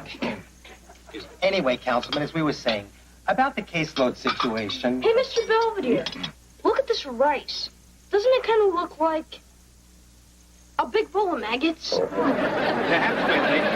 They're not quite as slimy or wiggly. Mr. Belvedere? I think I'm gonna be sick. Oh, cool. Just like Debbie Price. She has Extra Lunch Special all over her desk. Oh, my God. Yeah, then the substitute teacher saw it and had to barf in a wastebasket. Oh, Wesley T. Owens, you go to your room. But, Mrs. Owens... And you can go with him.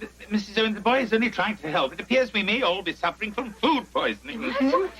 My frog ate some of that salmon spread you made, and, well, he croaked. I mean, literally. Oh, no. We consulted the first aid manual, and it says that we all must, well... I think we got the picture. I think we should all pay a visit to the nearest emergency room. I'm so sorry. But, you're all welcome back for pie.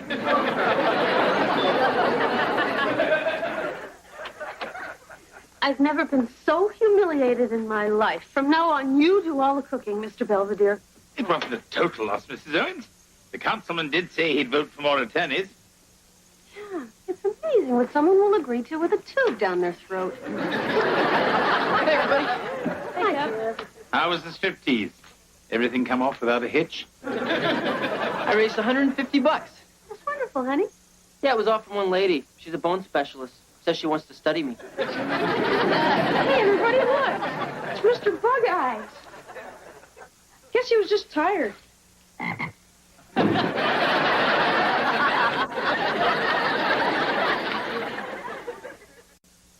Mrs. Owens tells me that both new attorneys at Legal Aid are working out very well, and that they were the only ones brave enough to sample the plate of cookies she made.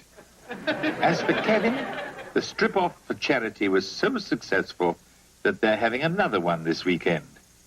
Kevin cannot attend on the advice of his bone specialist. He is sending a proxy. Ladies, you ain't seen nothing yet.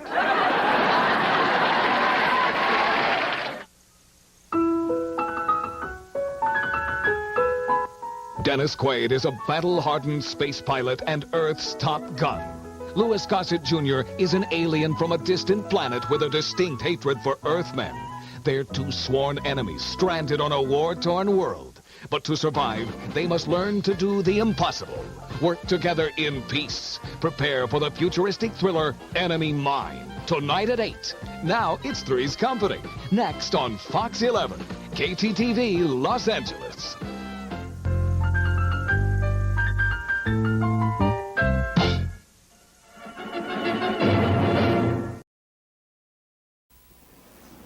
No, I didn't say that. Of course I like you, Billy. I like you a lot. It's just, there's no place for us to be alone. They are? Your parents are going to be gone all weekend? That's great. I'm hungry. Mom said if she's not home by 4, you're supposed to start dinner. I'm on the phone, if you don't mind.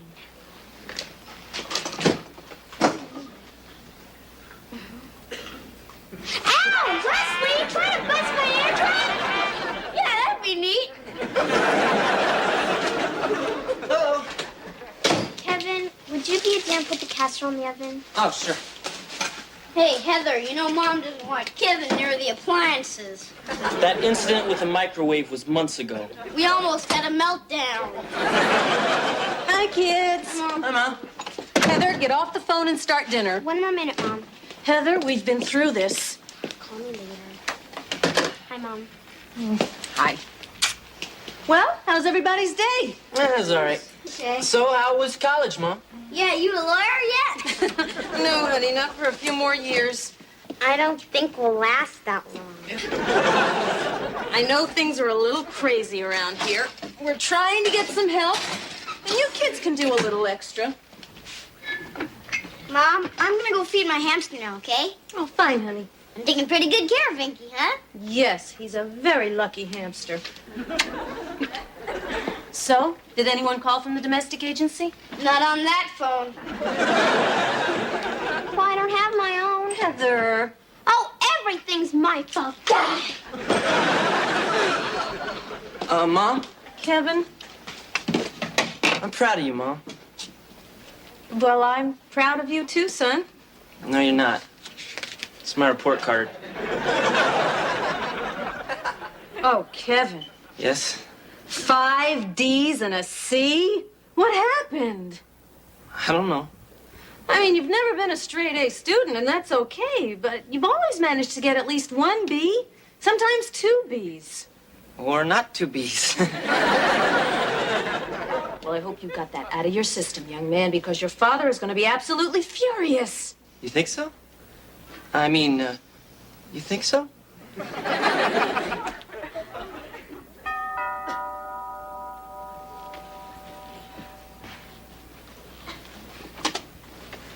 Is this the Owens residence? Uh-huh. And I take it you're one of them? Uh-huh. Is there someone here who speaks English? Can I help you? Good afternoon. I'm Mr. Belvedere. Are you Mrs. Owens? Uh-huh. And the family consists of you, one husband, and 3 children? Yes. Nothing in the oven? What? Well, that should suit me just fine. What? Congratulations, Mrs. Owens. I'm your new housekeeper.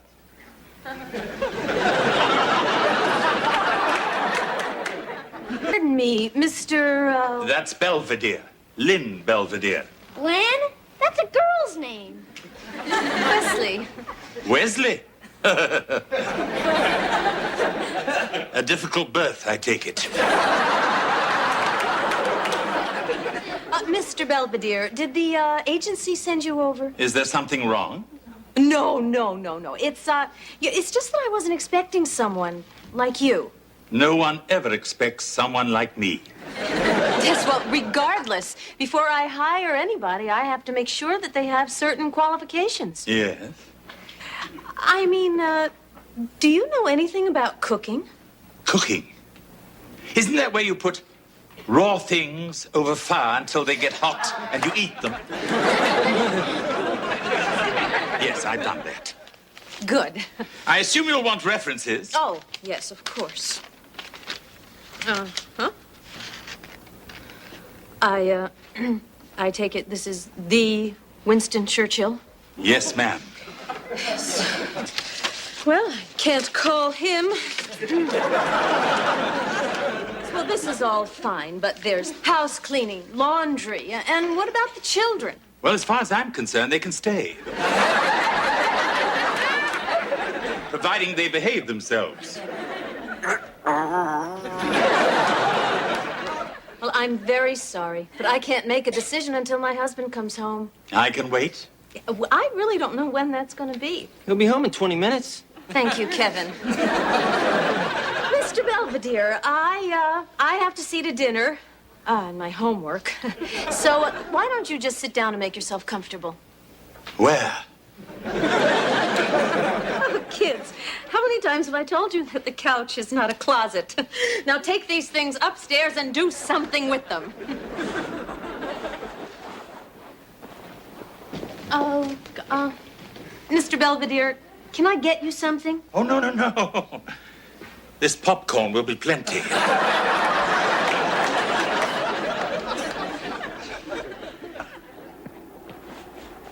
Pot's boiling over. Thank you. Oh, some Billy called. I was here. Yeah, he said something about needing an answer. Oh. He's in my algebra class. He needs lots of answers. He's stupid. Oh, really? Hey, what you doing? Oh, just straightening up a bit. Yeah, well, we don't go in for that sort of stuff around here. Huh. So you, didn't find anything, did you? Such as? Nothing. I mean, I just lost Inky's ball. Inky? Is he the black sheep of the family? No, he's a hamster. I'm taking real good care of him. Bravo. Yeah, because if I show how I can be responsible, they said I can have a dog, a real pet. I had a mongoose once. Had to get rid of him. My friends couldn't bring their cobras over.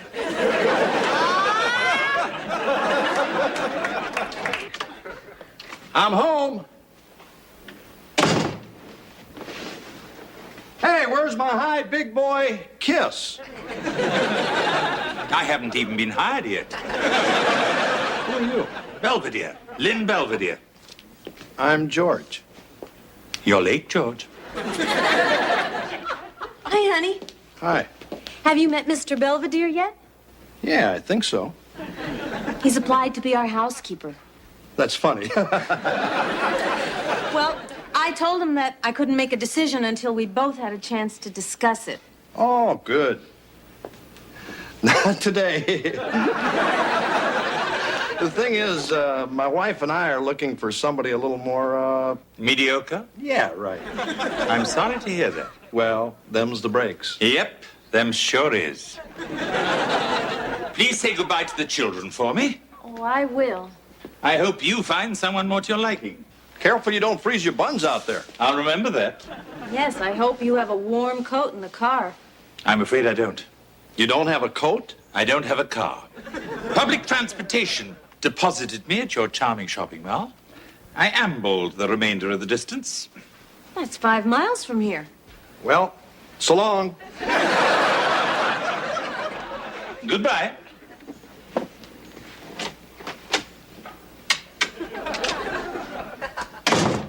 George, you can't just let him go like that.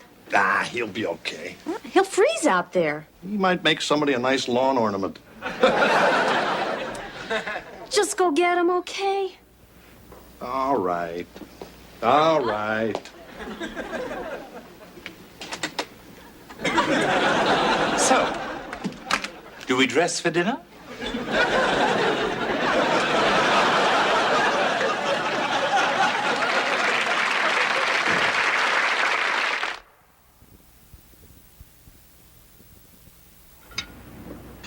Oh, George. Mr. Belvedere and I were just discussing entrapment. Great. Speaking of which, it's still snowing outside. Oh, dear. Well, how was everybody's dinner? A very, distinctive casserole, Mrs. Owens. Yeah, it's tuna. Really? Pretty good, huh? Oh, it's delicious.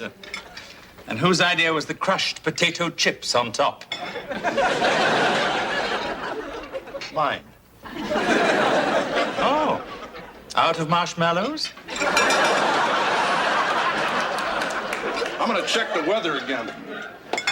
Can I be excused? Yeah, me too. I'm gonna go feed my hamster now. Yeah, just clear the table first, and you finish your milk.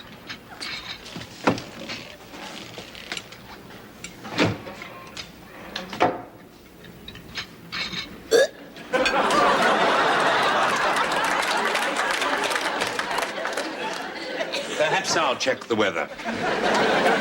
Don't bother. Still a blizzard out there. Oh, dear. Well, I guess I'd better go make up the guest room. Looks like you'll be spending the night. I certainly hate to impose. Force yourself.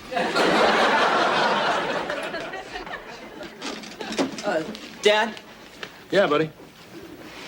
It's my grades. Oh? I don't believe this. This is absolutely the worst report card you've ever brought into this house. I know. A D in woodshop. How the hell do you expect to get into college with grades like these? You want to go through what I went through? Breaking your back trying to get somewhere? No, sir. Well, you better straighten up, Junior. Or one day you'll wake up on the wrong end of a wheelbarrow. So I guess this kind of blows our deal, huh? What deal? You know, you said if I kept up my grades, I could get my driver's license. All right. Well, you certainly don't deserve it. I certainly don't. But with your mother at school and me so busy now, we're going to need someone to drive. What? So you can get your license. Just get those grades up, you hear me?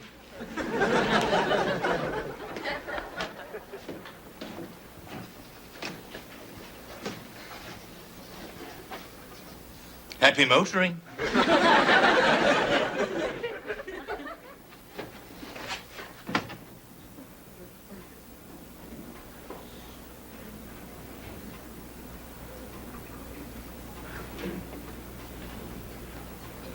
Here, Inky.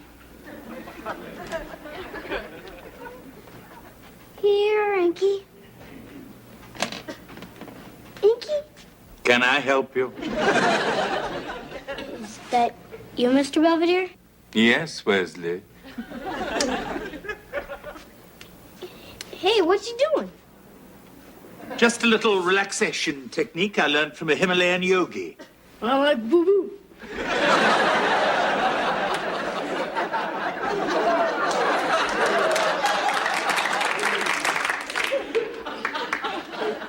Regardless. I take it Master Inky is among the missing. Yeah, so? So, did he escape just now? Well, not just now. Oh, today? No. Since the last autumnal equinox? He's been gone for 3 weeks. I see. Then who's been eating all that lettuce? I have. It's been a nightmare. Pretending to feed him, pretending to play with him. I even took an empty box to school one day for show and tell. Yes, living a lie can be exhausting. I'm just scared Dad's gonna find him dead in his shoe. Or his shorts. Or where he hides his Playboys or something. I'm never gonna get a dog. Well, Wesley, I think if you tell your parents what has happened, what you've been through, I feel certain they'll understand. And get me a dog? No. But they're overrated anyway. Now, scoot.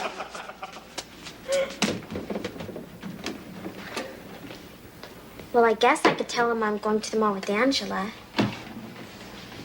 Hey, maybe the 3 of us could go, see a movie or something. I'm not chickening out. I want to be alone with you.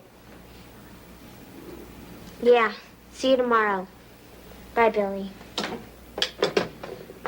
Rates cheaper after midnight? Oh, my God, Mr. Belvedere. I just had to call a friend. It's none of my business. Right. Well, good night. Be careful. Huh? Going upstairs, getting into bed. Be careful. It can be treacherous in the dark. Yeah, sure. Thanks.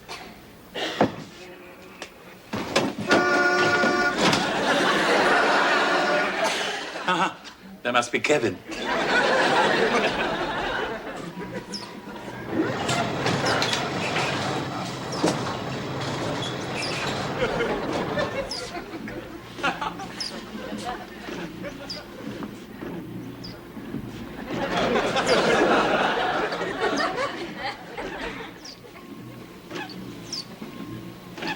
Kevin?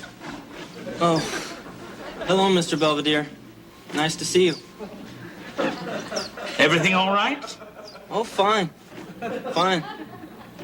Going my way? Sure.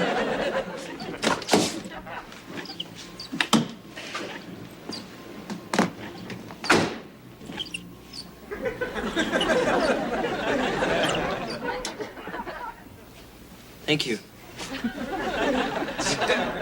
Well, getting acquainted with the feel of the wheel?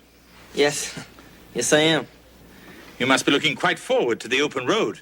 Boy, and how. Well, I'm sure you make a fine driver. No, I won't. I mean, I can't even leave a room without bumping into something. How am I supposed to drive a car? I'm gonna run over a nun, I just know it. Kevin, that's ridiculous. I can't drive. Kevin, what's the problem? I told you. You can master this machine. No, I can't. It must be something else. No, it mustn't. Kevin, why won't you drive? Because it doesn't stop there. I mean, I get my license. The next thing you know, I'm buying gas. True. I mean, you heard my father. I've got all these new responsibilities. Before I know it, I'll be married. 3 kids, second mortgage, talking to some insurance guy about term versus whole life. Bit of a brooding lad, aren't we? I just don't want to grow up. Well, neither do I. But I'm pretty much reconciled myself to it. Really? Just between you and me, I still allow myself 15 minutes of childish behavior every day, whether I need it or not. Yeah? Roadrunner cartoons. Mimi. Guess I did get a little carried away, huh? A little. By the way, contrary to popular belief, bad grades don't necessarily stunt your growth. Oh, no, my grades weren't so bad. Oh. I forged my report card. Huh? Changed all my B's to D's. Huh? Except the one in woodshop. That was authentic. Good night, Kevin. Good night, Mr. Belvedere. Oh, thanks for the lift.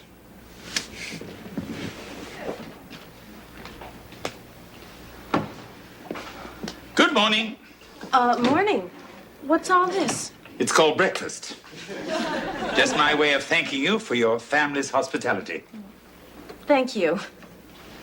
Hey, what smells so good? Oh, it's you. Good morning, George. Sleep well? Like a log. No kidding. Bacon and biscuits are in the warmer. Scotch eggs in the oven. Should be ready in about 5 minutes. Hi, Mom. Good morning. Hey, Mr. Belvedere. Good morning, children. Good morning, Wesley. What's going on, Mr. Belvedere? Actually, I'm hitting the road now. Where are you going? I'm not sure.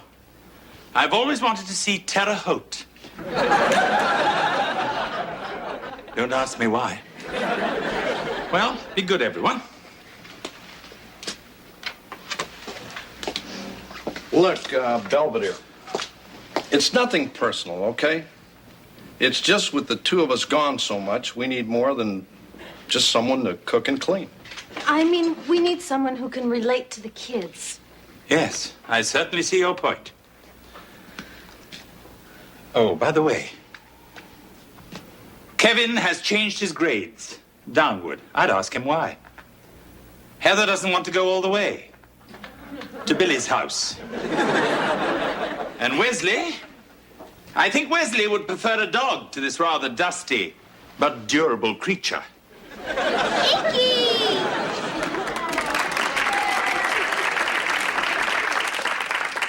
Thank you for sharing him with me.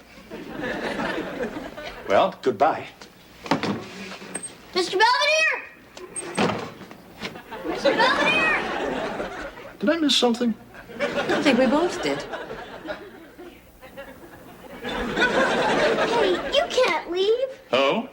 It's gonna start snowing any minute. Wesley, it's perfectly beautiful outside.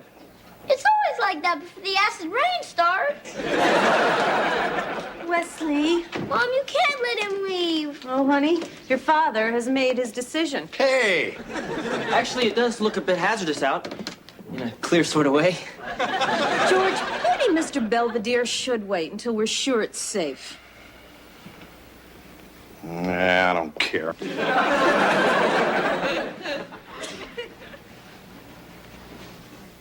So you want to stay or what?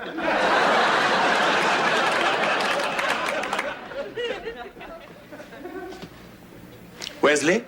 Yeah, I'll take it upstairs. Well, breakfast must be ready by now. Mr. Belvedere, would you care to join us? Thank you. You sure you made enough Scotch eggs? Oddly enough, I made one extra.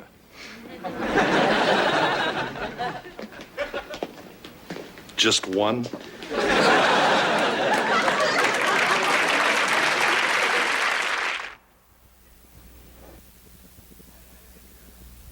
An American journal. The Odyssey continues. I find fate has deposited me with the Owens family, a somewhat provincial household in the suburbs of Pittsburgh. Although the individual members seem well-intentioned enough, they do seem a bit out of touch with one another. But with a certain amount of patience and direction, I'm sure I can whip them into shape. Even George. They're damn lucky to have me.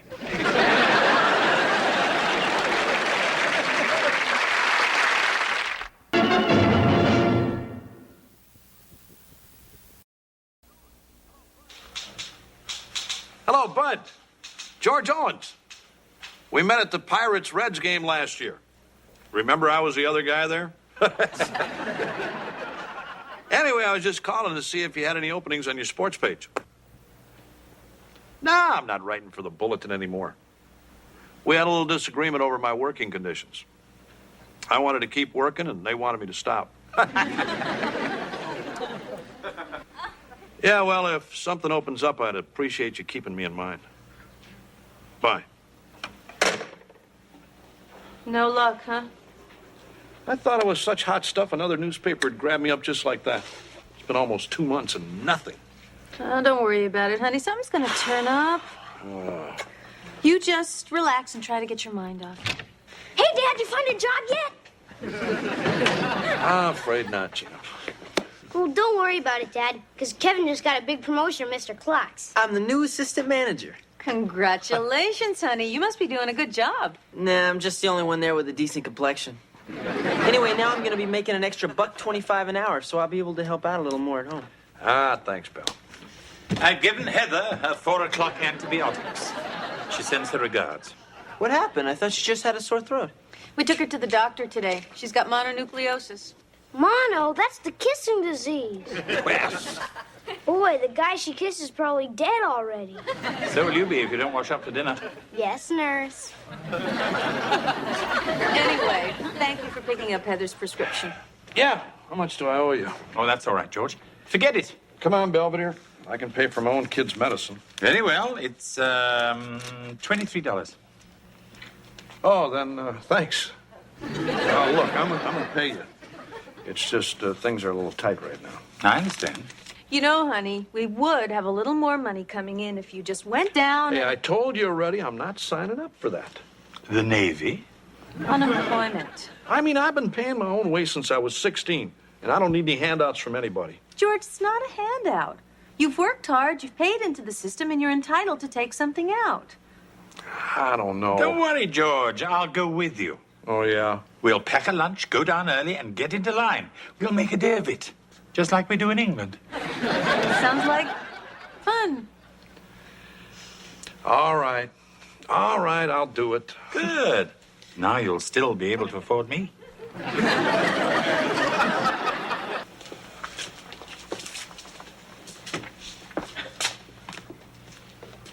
It's all right, George. You can take the glasses off now. You're among your own kind. You see that guy out there? You see the look he gave me when I walked in here? George, he was wearing a hospital gown and a cowboy hat. I wouldn't be too concerned. Okay, so what do we do now? Well, I'm going to the movies, but I suggest you get into that line. Well, what if it's the wrong one? The first one always is. So you might as well get it over with.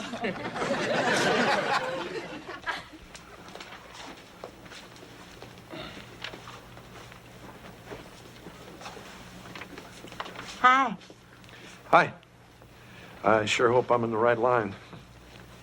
Well, that depends. What'd you have in mind? I just mean I've never done this before. Oh, yes, I remember my first time. Here, I mean. We're moving now. Anyway, if this is your first time, you're supposed to fill out one of those forms over there. The pretty pink ones, I believe. Oh, thanks. So how long have you been out of work? Huh? About 5 weeks. What? I said about 5 weeks. Oh. Why'd you wait so long to apply? Oh, I don't know. Pardon me? I said I don't know. It's nothing to be ashamed of. I'm not ashamed.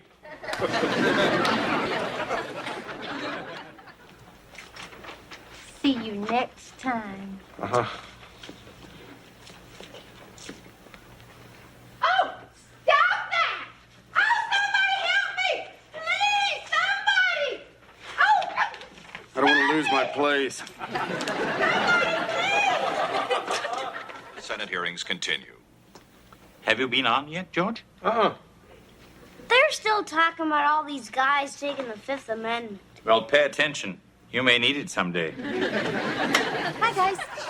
Hurry up, Mom. Dad's gonna be on TV. What? Hey, I think this is it. You hear a lot these days about public apathy and people afraid to get involved. But happily, that wasn't the case today, as we hear from Shaka Spielman in suburban Pittsburgh. I'm standing in front of the Market Street office of the State Department of Human Resources, where at 10:30 this morning, Mrs. Edna Wilkes had just come through this door, having picked up her unemployment check. Mrs. Wilkes, what happened then? Well, I guess it was around 10:30, and I just come out of that door after having just picked up my unemployment check.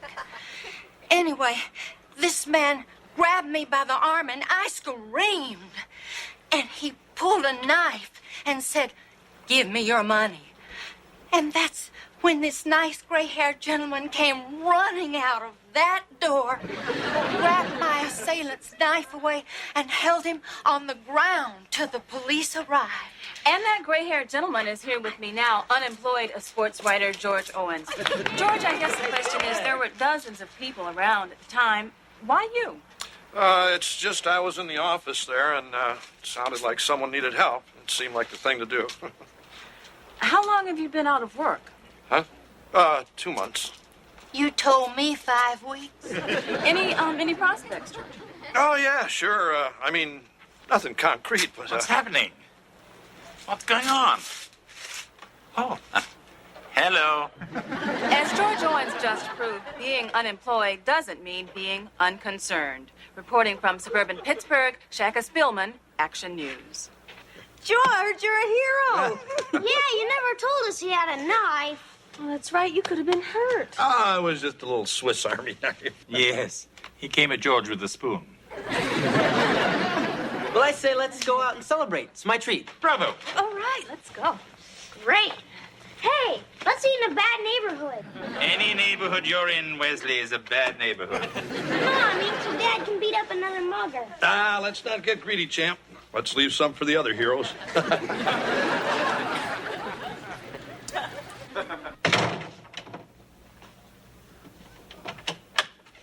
come on. So what if we forgot Heather?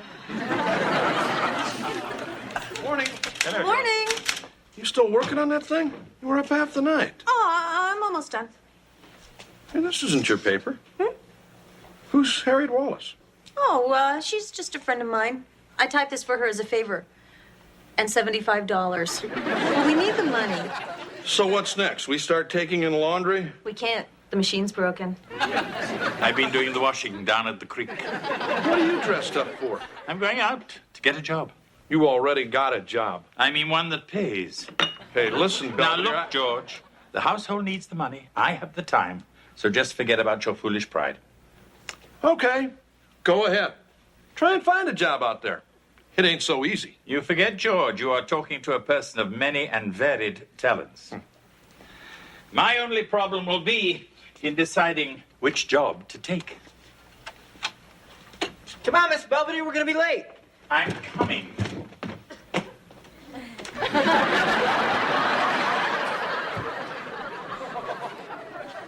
Go ahead, have your little laugh. No, I think you look very nice. Yeah, and you were right, Belvedere. You got a job just like that. Hey, Dad, guess what? They want you to come to my school for Citizenship Day. They're gonna give you an award. Oh, did you tell them about Daddy and the mugger? No, it was in the paper. Down on his luck, sports writer thwarts mugging. See, it tells all about how you're on the skids and you have 4 hungry mouths to feed, but you still cared enough to help somebody else. Why didn't they just put a headline on the front page? George Owens, loser. Honey. I mean, my whole family's out there trying to scrape together a living while dear old Dad sits around the house waiting for a phone call that's never going to come. Now, George, you are not a loser. The entire community respects and admires you. No, they don't. They feel sorry for me. That's not true. I'm not getting that. Mr. Owens? Yeah? You don't know us, and I realize it isn't much, but I hope it will help. Thanks. God bless you. Well, looks like we've got dinner.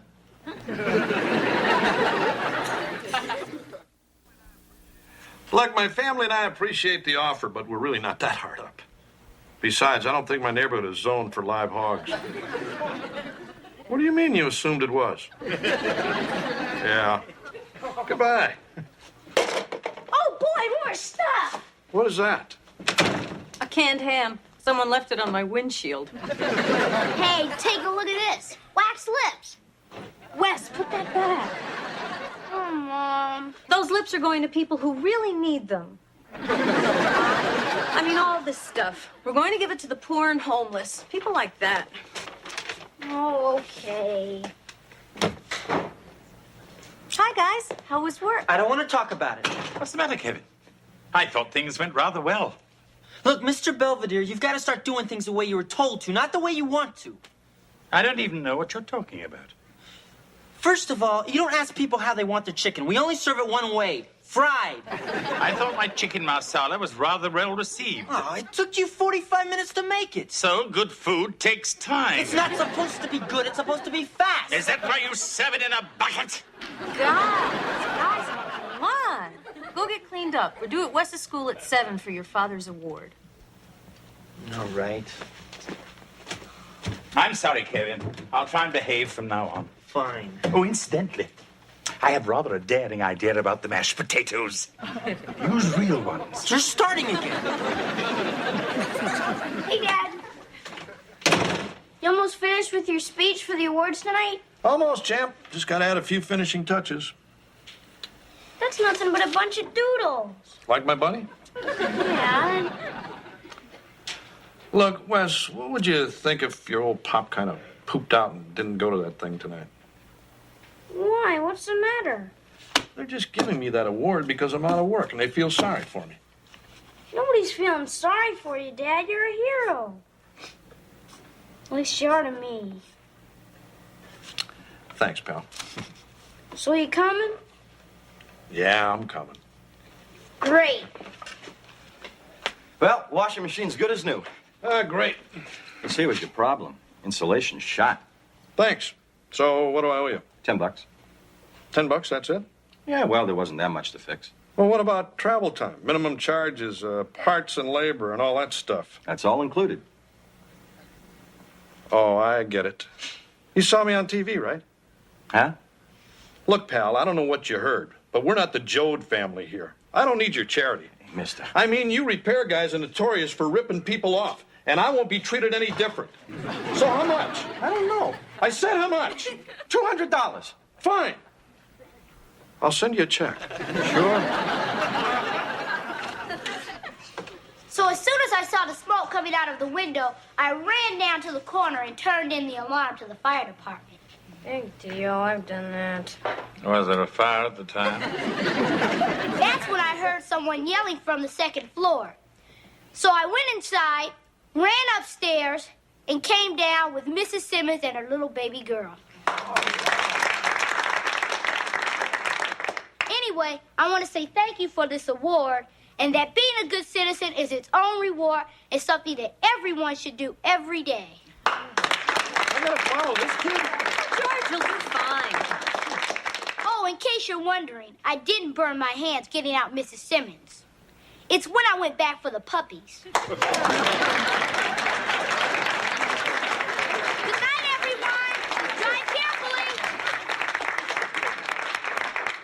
Ernie Masters, ladies and gentlemen, isn't he wonderful? Our next award goes to a man who, at the risk of his own life, thwarted an armed robbery attempt, thereby demonstrating exemplary citizenship, while at the same time getting one more scum-sucking punk off of the streets. Anyway, here he is, Pittsburgh's favorite sports columnist until he got fired, George Owens. Congratulations, Mr. Owens. Thank you, Vice Principal Bigelow, for the wonderful introduction. First of all, I'd like to thank everyone for this award. It means a lot to me. Anyway, I guess now I'm supposed to say something about good citizenship and what it's all about. I guess coming to the aid of another citizen like Ernie and I did would be an example of good citizenship. Conversely, littering or attempting to overthrow the government would be an example of bad citizenship. Anyway, I had some other things to say, but a good citizen also knows when he's fighting the big one. So unless there's some questions, I'd just like to say thanks and... I have a question. Yes, young man. When the guy came at you with a machete, were you scared? It really wasn't a machete, and I really didn't think about it. Hear that? He didn't even think about it. Well, if that's it. I have a question. Sure. Did you get my casserole? Huh? The tuna casserole. Remember? Noodles and peas. I left it on your doorstep. Oh, yes, thank you. It was delicious. I want the dish back. Hey, what about the mattress and box spring I left on your lawn? You get that? Yeah, we did. Thanks. You using it? No. Why not? Well, for one thing, it smells like someone's been raising goats on it. Hey, look, I was just trying to help out a family in need.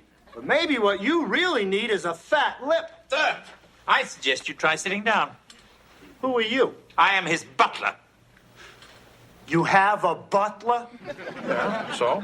So how much you make on unemployment? No, he's not really our butler. He's our housekeeper. What are you, the upstairs maid? Hey, you guys dress pretty nice for poor people. Yeah, that's pretty nice. Is that real sweet? Hey, watch it. Hey, leave my mom alone! Hey, knock it off! Look, everybody's been real generous to me and my family. And I'm sorry if I sounded like I was ungrateful, because I'm not. It's just kind of tough taking handouts from people when all your life you've paid your own way. I mean, walking into that unemployment office wasn't easy for me. And having it wind up as front page news, well, I wasn't thrilled about that either. But there are a lot of other people, good people in the same boat. And we've got nothing to be ashamed of. In fact, I'm proud. I'm proud I'm George Owens, unemployed sports writer. And I'll tell you why. Because I got a great family. A family who sticks together through thick and thin. I mean, my oldest kid and butler, out slinging chickens. My wife takes in typing. My youngest kid, he brings home money too. We're just afraid to ask him where he's getting it. The point is, whether I get a job today or the next day or never, we're all going to be okay. And you know why? Because we're good citizens. Is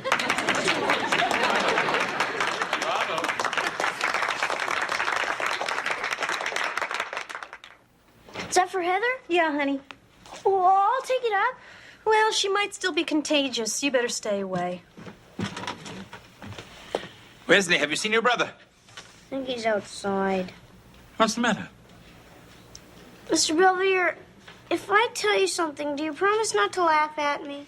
Wesley, you are talking to a man who's wearing a chicken suit. I think I miss Heather. Good God, you must be coming down with something. No, it's just I'm used to having her around. You know, to torment. I am sorry. And I got all these great names to call her. And she's too sick to appreciate them. Well, if it'll make you feel any better, you can call me Pizza Face. It's not the same. Owens residence. Just one moment. It's you, George. Action News. What do they want this time? Hello? No, I still haven't found anything. Huh? Yeah, well, I guess I could do that. Thanks. I'll see you then. They want to give me a job. As a sports writer? No, as a sportscaster. Wow! They want me to audition next week. That's fantastic. Yeah, great, Dad. So what do you think, Belvedere? Can you picture me on TV? Not on my TV.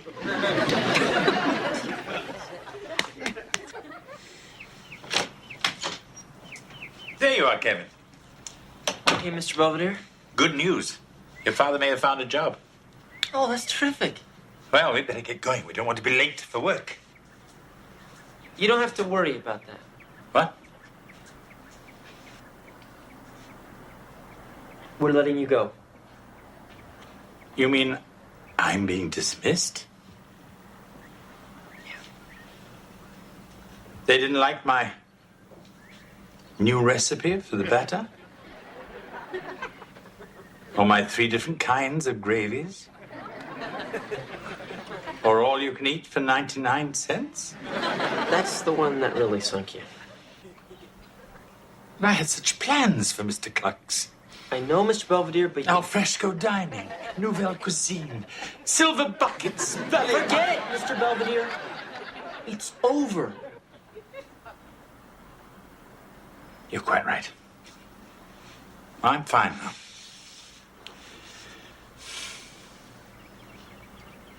They want the hat.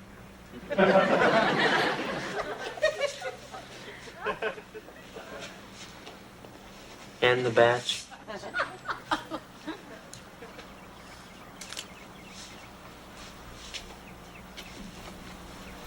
Oh, one more thing.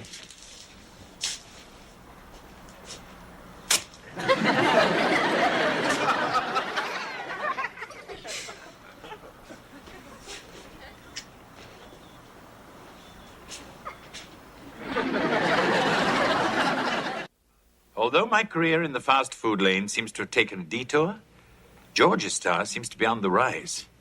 His audition with the Action News team appears to have gone rather well, and there may be a job in the offing. I've gotten used to George being in my living room. I just hope the rest of Pittsburgh can handle it. Well, they can always move to Philadelphia.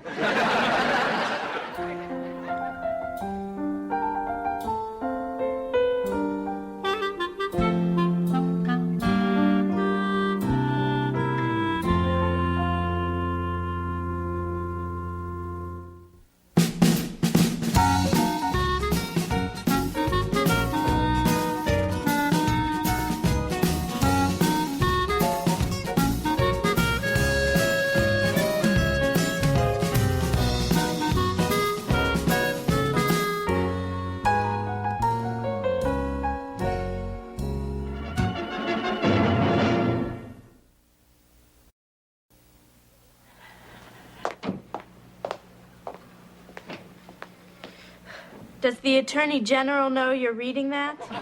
Huh? Kevin, we're supposed to be researching colleges. I am, Wendy. What are you doing? Looking for roommates? Come on, Mr. Belvedere. I just figured maybe they needed to get out and stretch their legs a little while. Wesley, I think your aunts were perfectly happy in their ant farm. Certainly happier than they are in here. How's the great college hunt coming? Oh, pretty good. Yeah, Kevin's already zeroed in on some nice student bodies. Hey, come on. This is their college issue. They do a rundown on all the top universities. Best fraternities, best men to women ratio, co-ed dorms. Kevin, what you looking for, a good school or a good party? Both. Can you drive me someplace? It is an emergency. What happened? Well, Angela just called from the mall, and they are having a free makeup demonstration. Good God, I hope we're not too late. Come on, Mr. Belvedere, this is important. I'd love to, Heather, but I have dinner to prepare. Well, Kevin, can you take me? I'm busy. Oh, thanks a lot. I'm not doing anything. You don't drive, stupid. Okay. Come on, you two. I need some help in the kitchen. Wesley, hurry up with those potatoes. You know, this is the kind of stuff they make you do in jail. Then you'd better get used to it. Hey, gang. Oh, good, you're back. Can you drive me to the mall? We just came from there. Oh, this is a nightmare. I'm a prisoner in my own house. Heather, we told you. You just keep your grades up and you can get your learner's permit next month. That's so far away. Come on, kitten. You'll be out driving before you know it. So which one of you is going to teach me? Oh, gee, I'd love to, honey, but you know how busy I am. Look, kitten, I read somewhere where it's not a good idea for a relative to teach you. Isn't that right, Belvedere? Uncle Belvedere. Well, you'll teach me, won't you, Mr. Belvedere? Sure, he'd love to. Just think, in 4 weeks I'll be sitting behind the wheel and you'll be sitting next to me. Perhaps this would be a good time to discuss my health plan. For you? No, Mr. Belvedere. Just a piece of junk mail. Nothing you'd be interested in. What is it, another note from school? I know they don't permit you to bring them home anymore. Hand it over. The British Genealogical Society. So you send them your last name, and they give you a full history of your family and your official coat of arms. It was supposed to be a surprise for your next birthday.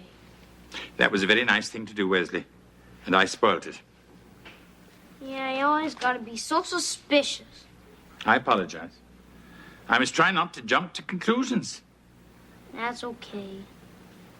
Anyway, here's the one from school.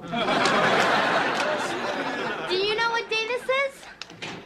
The day you got your learner's permit? Hey, I didn't think you'd remember. Oh, I have it marked down in my calendar with a skull and crossbones. Well, here it is. You gotta give me my first driving lesson. And I will.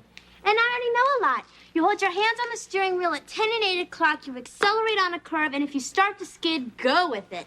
Ooh, all right! The University of Miami, they accepted me. Congratulations.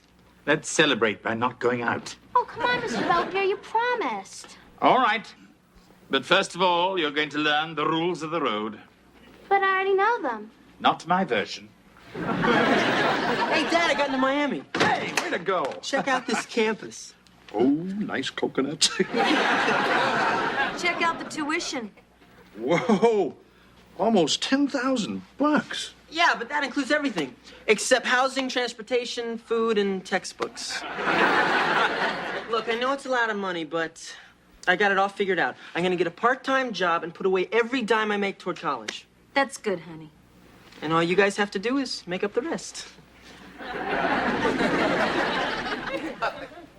Now, Heather, we're driving along and Mr. Belvedere asks you to pull over, but you don't. When will you drive again? When pigs have wings. Very good. Now, we come to a stoplight, and one of your infantile friends pulls up and says, "Care to drag?" And you say, "Yes." When will you drive again? When pigs have wings. Right again. Boy, this is easy. All the answers are the same. Yes, but the questions are different. Come on, Mr. Belvedere. When are we going to go out for real? Oh, don't worry. We will. Just as soon as I finish making this little scarf for your mother. As soon as it's done, I give you my word, we'll be on the road. Okay. When did you take up knitting? Just now. Hello, Mr. Belvedere. Hello, Heather. How are you doing with Mom's scarf? Oh, it's coming along just dandy. I should be finished any day now. If I were suspicious, I'd say you were dragging this out just to keep from taking me driving. Oh, Heather, that would be very small of me.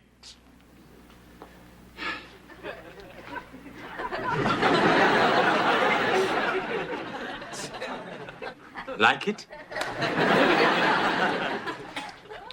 Come on, Kev. You don't want to be late for your first day at work. Coming. Change. Oh, honey, you look so stupid. I know. Hey, great outfit, champ. Shouldn't have any trouble picking up the chicks. Oh, shut up. Hey, I'm proud of the kid. Said he was getting a job, he got one. Yeah, he also got another acceptance. The University of Hawaii at Manoa. Is the tuition there as much as... More. Well, I guess we should be proud. He's getting into such expensive schools. Right. And there's no better investment than a good education. So how the hell are we going to pay for it? I have no idea. Is your seatbelt securely fastened? Yes, Mr. Belvedere. Are your mirrors properly adjusted? Yes, Mr. Belvedere. Then we're all set. So, can I have the keys now? No. Don't be scared. I mean, I know it's my first time, but that just means I'm going to be extra careful. You're quite right, Heather. You're a very responsible young lady, and I'm sure you'll do just fine. All right, let's burn some rubber!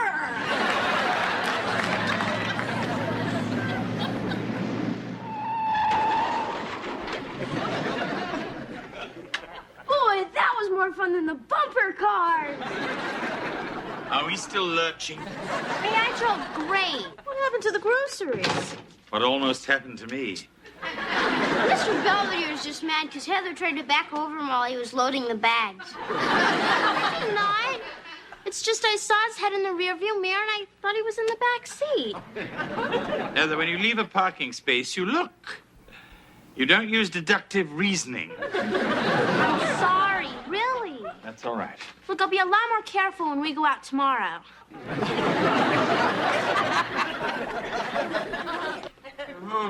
How was your first day? Greasy. 5 hours washing chickens, breading chickens, frying chickens. Why don't you go and clean up? Dinner's nearly ready. Oh, what are we having? You don't want to know. Hi, honey. Oh, hi, Mom. Listen, I thought it over, and Hawaii's just too far. So I decided to go to Miami. Oh, well, look, you don't have to make up your mind right away. You know, you still have lots of time to consider some other options. What do you mean? Well, I was thinking I'd be kind of proud if you went to your old man's school. University of Pittsburgh? That's right downtown. Hey, that's right. Yeah. It would be a lot more convenient for you. And What's wrong? Kevin, the University of Miami and those other out-of-state schools, Yeah? we can't afford them. Well, then I'll get another job. I'll get the money somehow. Hey, look, pal, we're talking $15,000 a year. It's too much. And we know Pittsburgh isn't your first choice, but it's an excellent school. It's just... I don't want to go to Pittsburgh. I'm going to Miami. Hey, look, champ, I'd like to be with the surf bunnies, too, That's but it's not just... why I want to go. Then why do you? Because it's not here. Don't you understand? I got to get away from you people.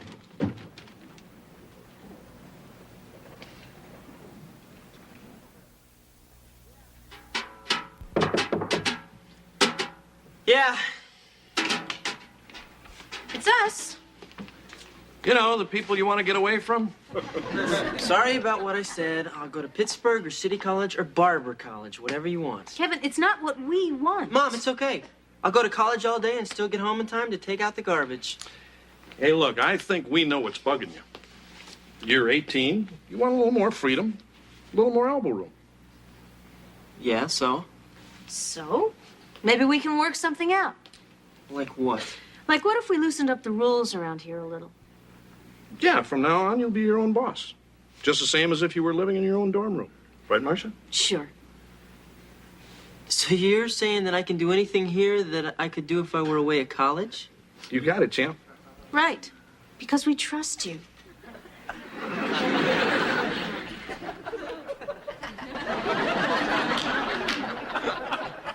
Hey, Mr. Belvedere. Sally, in the mood for a little Sunday morning drive? No. I checked outside and there isn't any traffic. They probably heard about you. Is Kevin back yet? I'm afraid not.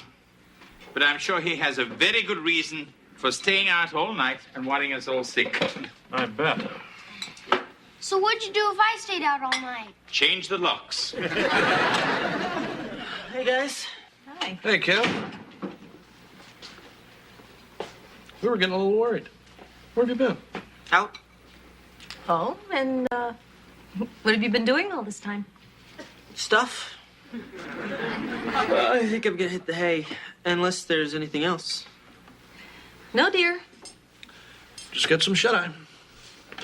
That's all. Boy, he got off pretty easy. One more word and you're grounded.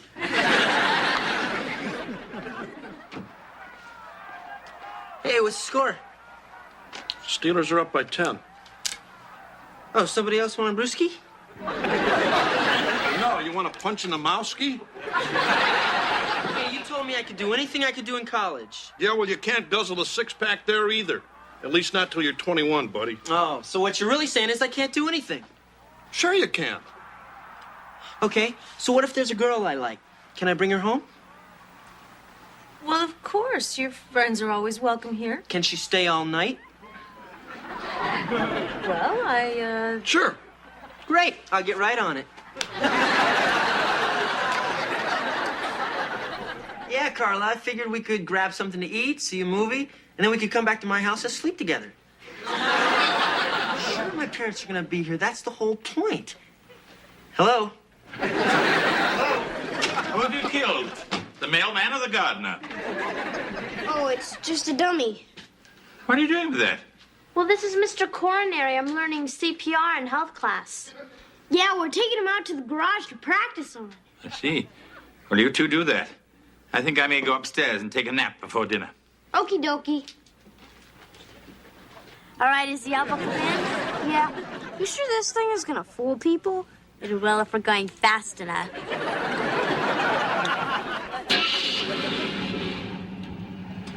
Hello. Oh, God.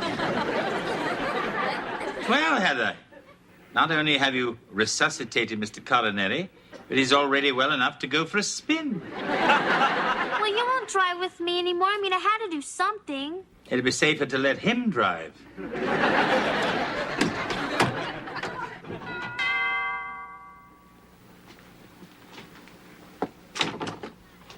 Hello, Wendy. Hi. I'm here to spend the night with Kevin.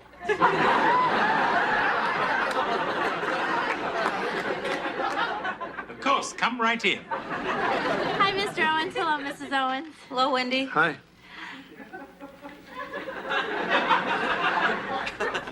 It's very nice of you to let me sleep with your son.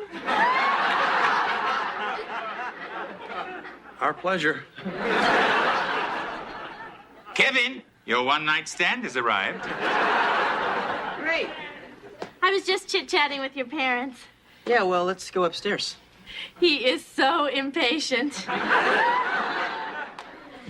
Well, see you at breakfast.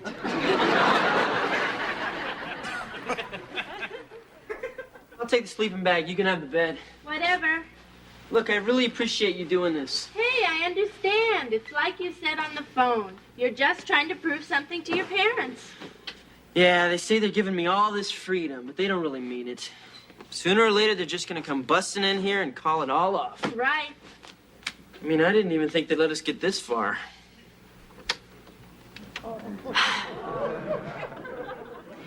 Who knows how far they'll let us get. If there's nothing else, I'm turning in. Hey, Belvedere, you want to take a stroll by Kevin's room and see what's doing? George, I am the housekeeper, not the house detective. George, this is insane. Our son is upstairs with a girl in his room, and we're sitting down here doing nothing. What you have in mind? George. Hey, this whole thing about loosening up the rules was your dumb idea. Well, you're the one who said he could use his room like a dorm. You said sure. I think you're both right. What are you doing? Nothing. You're listening to hear if anything's going on, aren't you? So? So, this works better.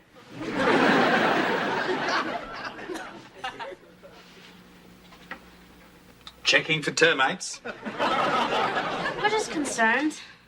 What your brother does or does not do is none of your concern. So both of you just go to bed. So, is this the first time you've had a girl up here alone? Yeah. This is the first time I've been in a guy's room alone. Somehow I knew it would be like this. You can go home if you want. No, I don't mind. It's kind of cozy here. So listen, I've got a deck of cards. You want to play something? We could play strip poker. Of course, if we don't count glasses, I'm in big trouble.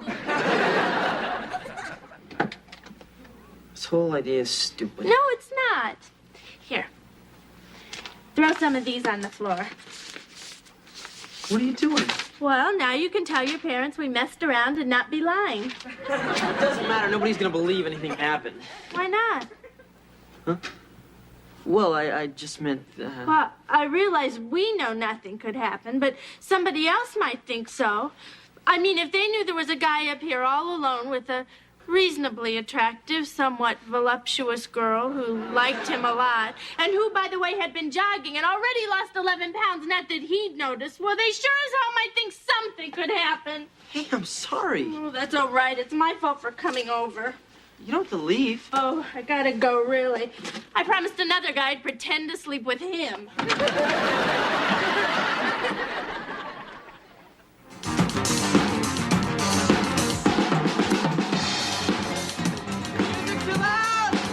No, I love it. It reminds me of the Blitz. what's this? Your dirty clothes. If you're away at college, you'll be doing them yourself. So from now on, you can consider them a kind of privilege. Thanks.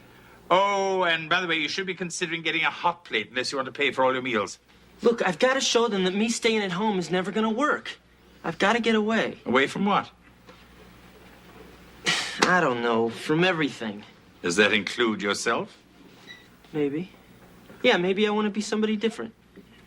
Somebody different from the insufferable little twit you've been recently? Don't you see, if I could go someplace like Miami where nobody knows me, then I could start fresh. I mean, I could be confident and sure of myself, and people wouldn't know what a clumsy jerk I used to be.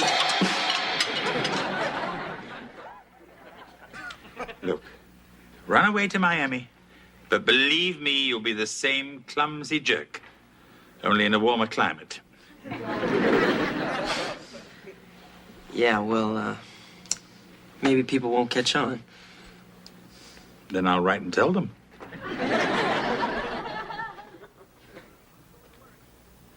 I'm going to work. Fine. Yeah, and after that, I think I might drive down to Pitt, check out the campus. Okay. Yeah, maybe you can be their mascot. Yeah, listen, I want to apologize about the way I've been acting the last couple days. Who said you could do what you wanted? Yeah, I know, but I only did all that stuff to tick you guys off. You did a very good job of it. Well, I guess I just figured if I could go somewhere else, and I could be somebody else. Hey, look, pal. We might still be able to swing the University of Miami. I mean, not right away. But if you keep your grades up, maybe you can transfer in a year or two. Yeah, I'll be a lawyer by then. We'll have 2 incomes, and I don't have to get the Porsche right away.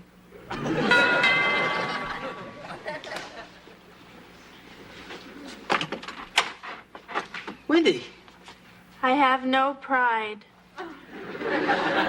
And apparently neither do you. I was just going to work. Oh, I'll walk with you. Oh, listen, about last night, I thought about it and how I sort of used you. And I guess it's a pretty rotten thing to do to somebody you like. That's true. But now at least I have something to brag about with the girls in the locker room. I spent the night with Kevin Owens. Oh, shut up.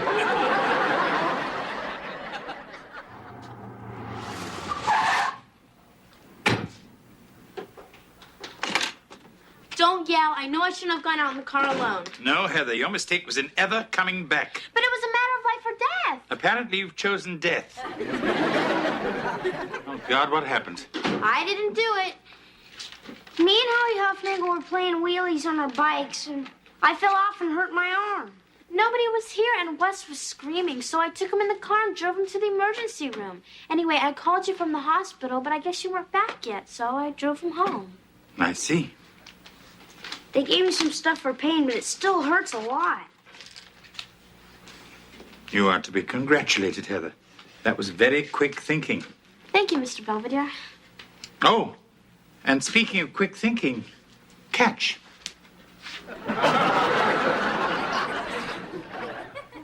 It's a miracle.